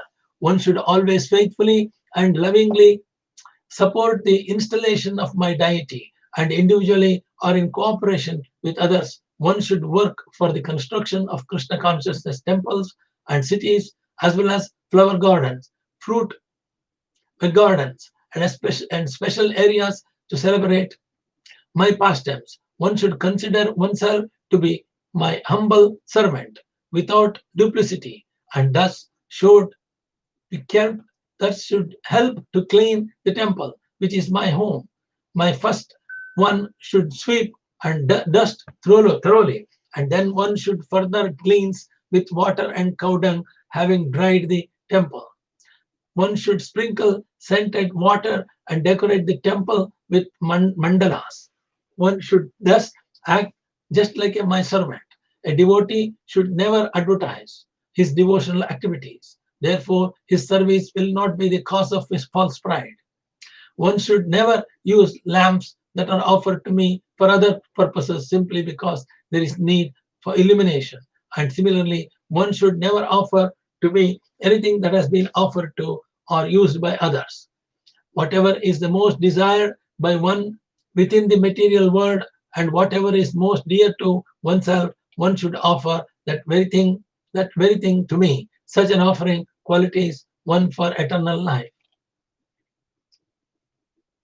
In these 8 verses, Lord Krishna ends his discussion of saintly qualities in general and describes the specific characteristics of devotees of the Lord. Lord Krishna has clearly described both here and in Bhagavad Gita that the ultimate goal of life is to surrender fully to him and become his pure devotee. Herein the Lord elaborately describes the process of devotional service. One should offer everything that one acquires to the Lord, thinking Lord Krishna has sent all these things so that I may serve him nicely. One ultimately should understand that the minute spirit, soul, is part and parcel of Lord Krishna, and thus one should surrender one's very self to the Lord, just as an ordinary servant is meek and submissive to his master. Similarly, a devotee should always be submissive to his spiritual master, who is representative of Lord Krishna. He should realize how his body and mind are purified simply by seeing the spiritual master or by accepting on his head the water offered to the spiritual master. It is emphasized these verses that one should attend Vaishnava festivals.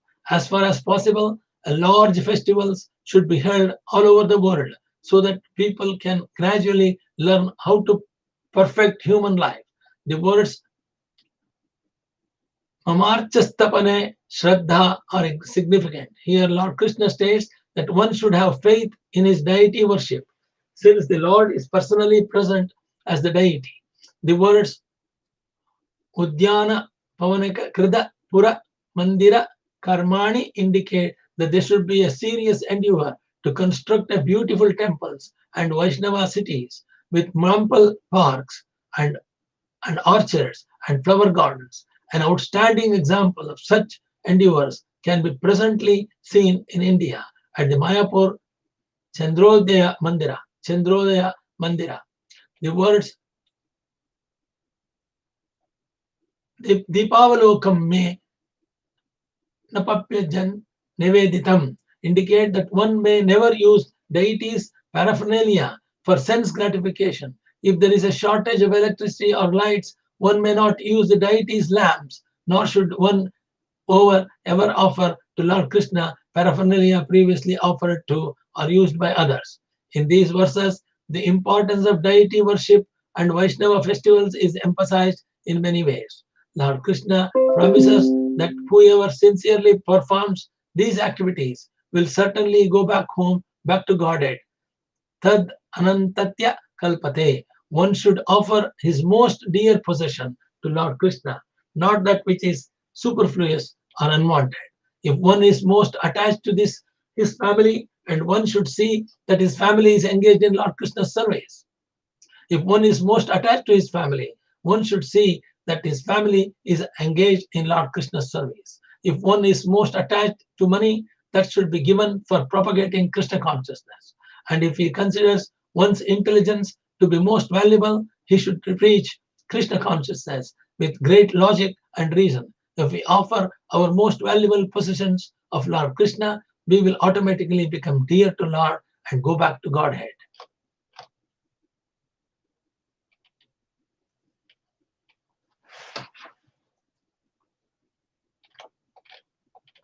O saintly Uddhava, please know that you may worship me in the sun, fire, Brahmanas, cows, Vaishnavas, sky, wind, water, earth, individual soul, and all living entities. Lord Krishna says, O saintly Uddhava, please know that you may worship me in the sun. So that means all the devotees can see Lord Krishna in the sun, fire, Brahmanas, cows, other Vaishnavas, sky, wind, water, earth, individual soul, and all living entities. So we have to see Lord Krishna in all living entities.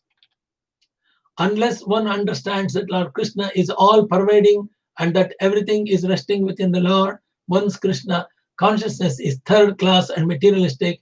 It is clearly stated in all Vedic literatures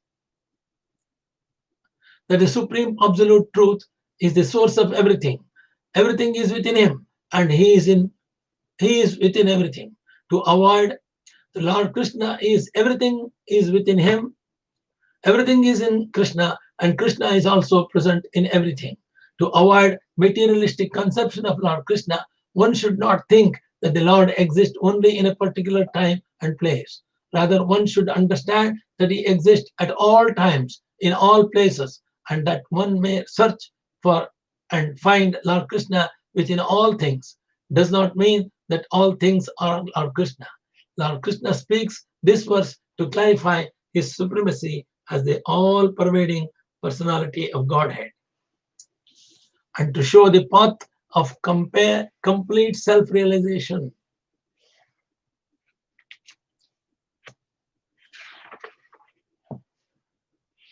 Surye tu vidyaya traya abhishagno yachetatam atitenu tu vipragre goshtanga yavasadina.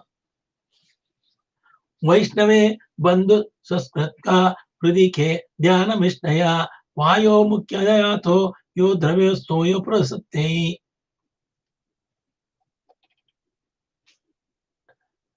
Skandile mantra hridayarbhyo bhogairatmani matmani kshetrajnam sarvabhuteshu samatvena yajite mam. These are the three shlokas combined. In this one, Lord Krishna says to my dear Uddhava, one should worship me within the sun by chanting selected Vedic mantras and by performing worship and offering obeisances. One may worship me within the fire by offering oblations of ghee, and one may worship me among the Brahmanas by respectfully receiving them as guests even when uninvited. I can be worshipped within the cows by offerings of grass and other suitable grains and paraphernalia for the pleasure and health of the cows. And one may worship me within the Vaishnavas by offering loving friendship to them and honoring them in all respects. Through steady meditation, I am worshipped within the inner space of the heart and within the air.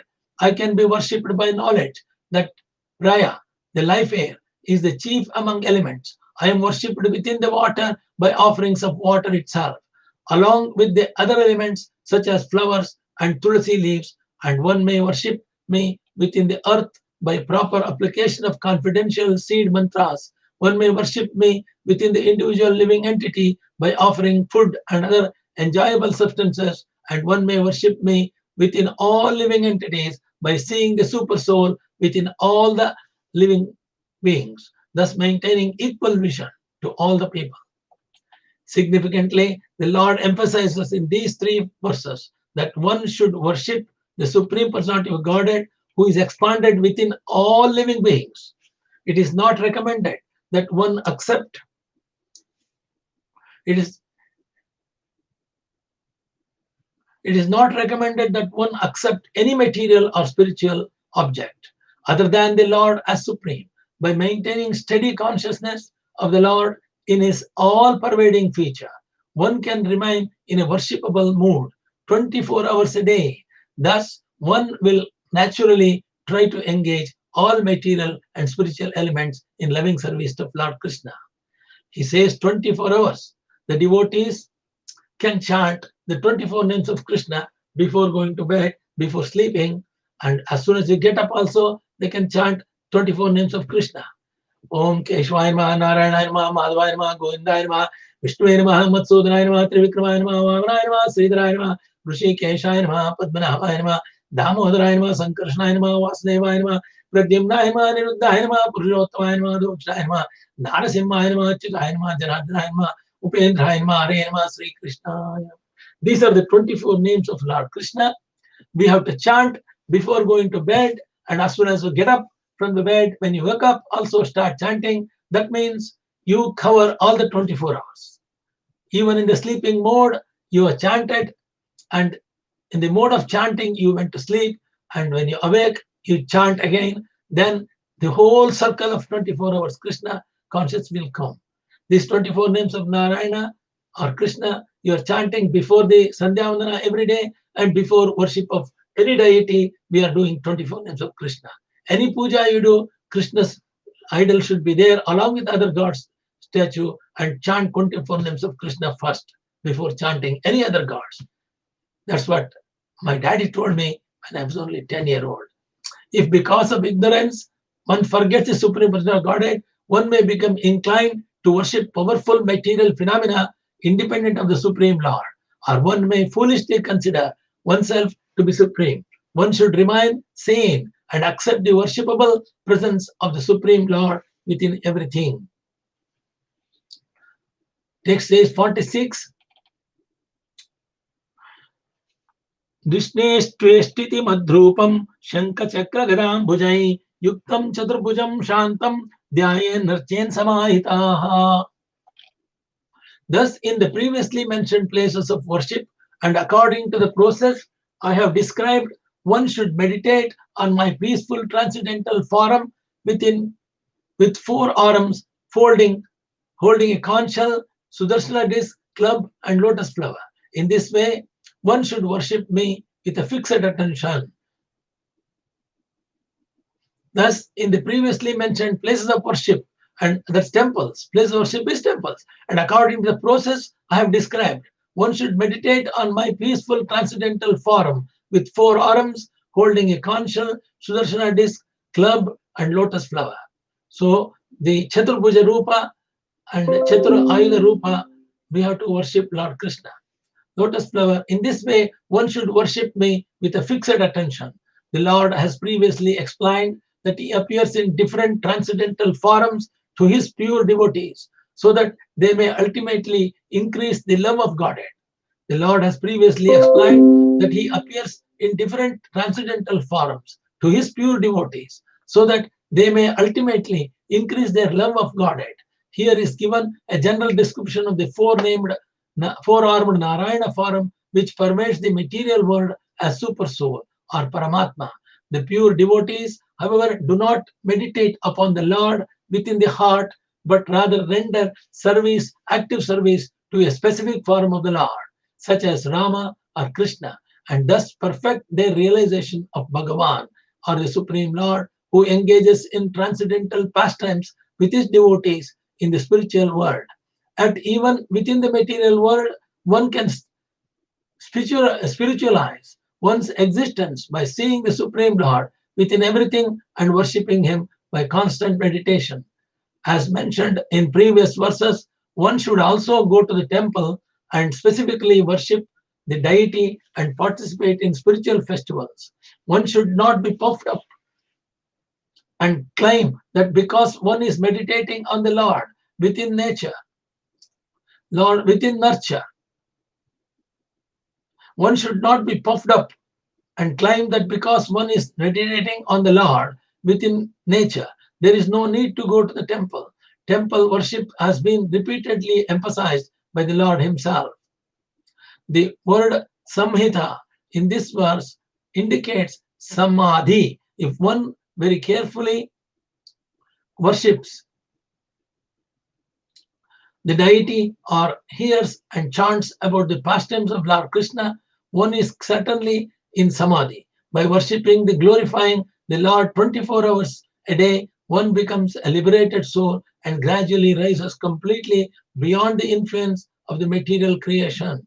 The living entity is called Atma, or eternal soul, because of his relationship with the Paramatma, the Supreme Personality of Godhead. By worshipping the Lord, our eternal nature revives, and as we increase our enthusiasm and steadiness in devotional service, material existence fades away. Ishtapurtena mamevam yo chetasamaitaha labate mai sadbhaktim matsruti sadhu sevaya. One who has executed sacrificial performances and pious works for my satisfaction, and who thus worships me with a fixed attention, obtains unflinching devotional service unto me. By the excellent quality of his service, such worshipper obtains realized knowledge of me. The word ishtapurtena, which means sacrificial performances and pious works, does not indicate deviation from the pure devotion service of the Lord. Lord Krishna or Vishnu is called Yajna and the Lords of sacrifice. And in Bhagavad Gita, Lord Krishna says, Bhoktaram Yajna Tapasam. I am the actual enjoyer of all sacrifice. The highest sacrifice is to chant the holy names of the Lord. And by taking shelter of the Lord's names, one will acquire unflinching devotion and realized knowledge of absolute truth. A realized devotee is very attractive in his devotion service, taking it as his life and soul. He keeps himself fit for devotional service by constantly worshipping and glorifying the lotus feet of the spiritual master and the Supreme Personality of Godhead. Such Harinama Kirtana and Guru Puja are the only practical methods by which one can achieve pure devotional service. Harinama Kirtana, Guru Puja. When Hari Kirtana is expanded, it is called Krishna Sankirtana. One should not dry up by performing unauthorized austerities or sacrifices. Rather, one should engage with all enthusiasm in the great sacrifice of Sri Krishna's Sankirtana, which enables one to easily achieve the highest perfection of the human life. Shloka number 48. Prayena bhakti yogena satsangena vinodbhavaha nopayo vidyate sadraj prayanam hita prayanam hi satamaham. My dear Uddhava, I am personally the ultimate shelter and way of life for saintly liberated persons.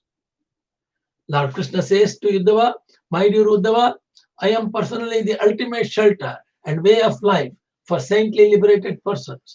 And thus, if one does not engage in my loving devotional service, which is made possible by associating with my devotees, then for all practical purposes, one possesses no effective means for escaping from material existence. Lord Krishna has described to Uddhava the characteristics of Jnana Yoga and Bhakti Yoga, both of which are considered to be spiritual processes. Now, however, Lord Krishna clearly indicates that Bhakti Yoga is the only real means to totally free oneself from the material existence, and that Bhakti Yoga is not possible without satsanga or association with other Vaishnavas. On the path of Bhakti, Mishra Jnana or speculation on the absolute truth mixed with devotion, one is still affected by the three modes of material nature. The pure soul, liberated from all material qualities, has no tendency to desire to engage in philosophical speculation. Severe austerities or impersonal meditation, the pure soul simply loves Krishna and wants to serve him constantly. Jivera Swarupa, Haya Kshira, Nitya Dasa. Jivera Swarupa, Haya Krishnera Nitya Dasa. Pure devotional service to Lord is called Kevala Bhakti, whereas devotional service mixed with speculative proportion is called Gunabhuta Bhakti, or devotional service polluted by the material modes of nature. One who is actually intelligent does not make a show of philosophical wizardry, but rather discerns the superiority of pure love of Godhead and takes to the path of Kevala Bhakti. One who emphasizes so-called intellectual achievements is actually less intelligent, because such a person is more attracted to intelligence than to the pure soul, which is superior. It should be understood, however, that pure devotional service is not non-philosophical or anti-intellectual. The absolute truth is far more extensive than partial truth. Therefore, one who is in full knowledge of Lord Krishna has the greatest facility to engage in philosophical analysis. Since a pure devotee is working with entire range of conceptual categories, those who do not know Lord Krishna are attracted to the those who do not know Lord Krishna are attracted to the impersonal Brahmana or the localized Paramatma, but they are not aware of the ultimate category of the understanding called Bhagavan, or the Supreme Personality of Godhead. Lacking knowledge of Bhagavan, such imperfect philosophers certainly do not understand the expansion of interaction and withdrawal of the Lord's innumerable potencies, and thus cannot fully analyze them. Be faithful, accepting everything Lord Krishna speaks as the absolute truth. One comes to the mature platform of philosophy and achieves perfect knowledge. In addition to philosophical or intellectual understanding, pure devotional service also awards all other benefits in life, both material and spiritual. Therefore, one who, for any purpose whatsoever, accepts a process other than devotional service has unfortunately misunderstood the nature of pure devotional service to Lord Krishna. It is emphasized here that one must cultivate devotional service in the association of other devotees. On the other hand, the Jnana Yoga process is cultivated alone because it is difficult for even two mental speculators to be in the same place without their association degenerating into constant quarrel. Other process of self-realization are compared to the nipples on a goat's neck. They look just like a breast nipples, but they will not have given any milk whatsoever. In this regard, Srila Vishwanatha Chakravarti Thakura has quoted the following verse spoken by Sri Uddhava, Shukadeva Goswami, and Narada Muni respectively. My dear Lord, for one who is being truly, cruelly burned in the blazing fire of material miseries, having fallen into the network of material existence, I do not see any other possible shelter besides your two lotus feet, which are a shower of nectar extinguishing the fire of sufferings. Material existence is like an ocean that is extremely difficult to cross. The conditioned souls have fallen into this ocean, which is not cool, but rather burns them with the fire of misery. For one who has fallen into this sea and desires to get out, there is no other rescue boat except the constant relishing within oneself of the pastime narrations of the Supreme Personality of Godhead. What is the use of yoga system, philosophical speculation, mere renunciation of the world, or Vedic studies? In fact, what is the use of any so-called auspicious process without Lord Krishna, who is the source of our energy and existence? If, as stated in the verse, it is generally prayena, impossible to escape material bondage without devotion service in the association of other devotees to the Lord Krishna. One can simply imagine the probabilities of liberation in Kali Yuga without the Krishna consciousness movement. The chances are certainly zero. In Kali Yuga, if you want devotees to liberate from this materialistic world and to achieve liberation, this is not possible without Krishna conscious movement. The chances are certainly zero. One may concoct type of liberation on the mental platform, or one may live in a so-called spiritual society of mutual flattery. But if one actually wants to go back home, back to Godhead, to Vaikunta, and get after liberation and see the spiritual eyes, the beautiful kingdom of God called Krishnaloka or Goloka or Vaikunta, one must take to Lord Chaitanya's movement and worship Lord Krishna in the association of Bhaktagana, the devotees of the Lord. The last shloka of this chapter, Athaitat paramam gokyam shrunvatto yadunandanaha sugopshyamapi vakshami tvamme pratyam savrtsaka. My dear Uddhava, O beloved the Edu dynasty, because you are my servant, well-wisher and friend, I shall now speak to you the most confidential knowledge. Please hear as I explain these great mysteries to you. It is stated in the first chapter of Srémad-Bhägavatam, bona fide spiritual master naturally reveals all transcendental secrets to sincere disciple.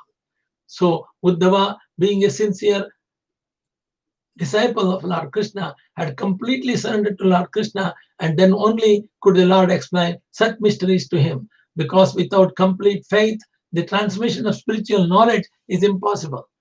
Other processes of self-realization, such as philosophical speculation, are imperfect and unsteady because the performer has personal desires, and there is no definite procedure by which to obtain the full mercy of the Supreme Lord. On the other hand, association with the pure devotees of the Lord is a self-sufficient process that is guaranteed to award the desired result. One must only learn how to associate it within the with the pure devotees, and one's life will be perfect. That is the sum and substance of this chapter. Without satsanga, without group of other devotees who has got similar ideas of surrendering to Lord Krishna, it is make life easier for all the devotees to do work combined. One must only learn. Thus the end of the purports of the humble servants of His Divine Grace A.C. Bhaktivedanta Swami Prabhupada to the 11th Canto, 11th Chapter of the Srémad-Bhägavatam, entitled Symptoms of Conditioned and Liberated Living Entities. So, this is the 11th chapter finishing.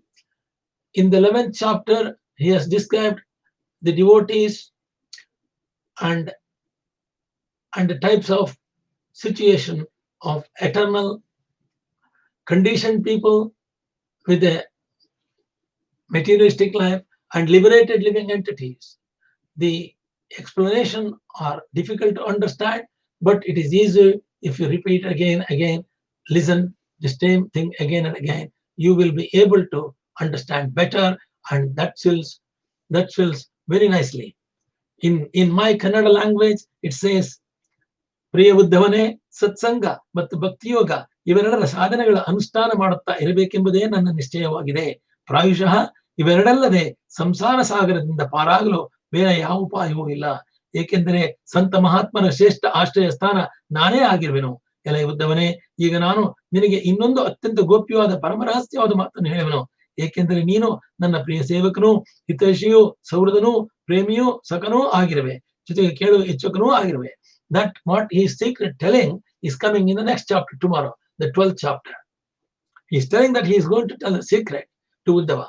That secret is the satsangada mahime. That means the benefit of satsanga and is the importance. He is going to talk on the 12th chapter tomorrow. That ends the 11th chapter of 11th Canto of Mahabhagavata Purana. इति श्रीमद्भागवते महापुराणे पारमहंस्यां संहितायाम् एकादश स्कंदो एकादशोऽध्याय संपूर्णः। ओम केशवाय नमः, नारायणाय नमः, माधवाय नमः, ओम गोविंदाय नमः, विष्णुवे नमः, मत्सूदनाय नमः, त्रिविक्रमाय नमः, वामनाय नमः, श्रीधराय नमः, ऋषिकेशाय नमः, पद्मनाभाय नमः, दामोदराय नमः, संकर्षणाय नमः, वासुदेवाय नमः, प्रद्युम्नाय नमः, निरुद्धाय नमः, पुरुषोत्तमाय नमः, दोक्षाय नमः, नारसिंहाय नमः, अच्युताय नमः, जनार्दनाय नमः, उपेन्द्राय नमः, हरे नमः, श्री कृष्णाय नमः। नमोऽस्तु अनंताय सहस्रमूर्तये सहस्रपादाक्षिरो सहस्रनाम्ने पुरुषाष्टये सहस्रकोटियुगधारिणे नमः। सहस्रकोटियुगधारिणे नमः। आकाशात् पतितं यथागतसागरं सर्वदि नमस्कारः। श्रीकेशवं प्रगत्यो नमः। सर्ववेदेशत्पुण्यं सर्वतीर्थेषु यत्पदं तत्पदं प्रमाप्ति वासनाद् वासुदेवस्य वासन्ते जगत्त्रयं सर्वभूतने वासोऽसि वासुदेवस्ते कायेन वाचा मनसेन्द्रियैर्वा बुद्धात्मना वा प्रकृते स्वभावात् करोमि यद्यत् सकलं परस्मै नारायणायेति समर्पयामि। नारायणाय हरि ओम्।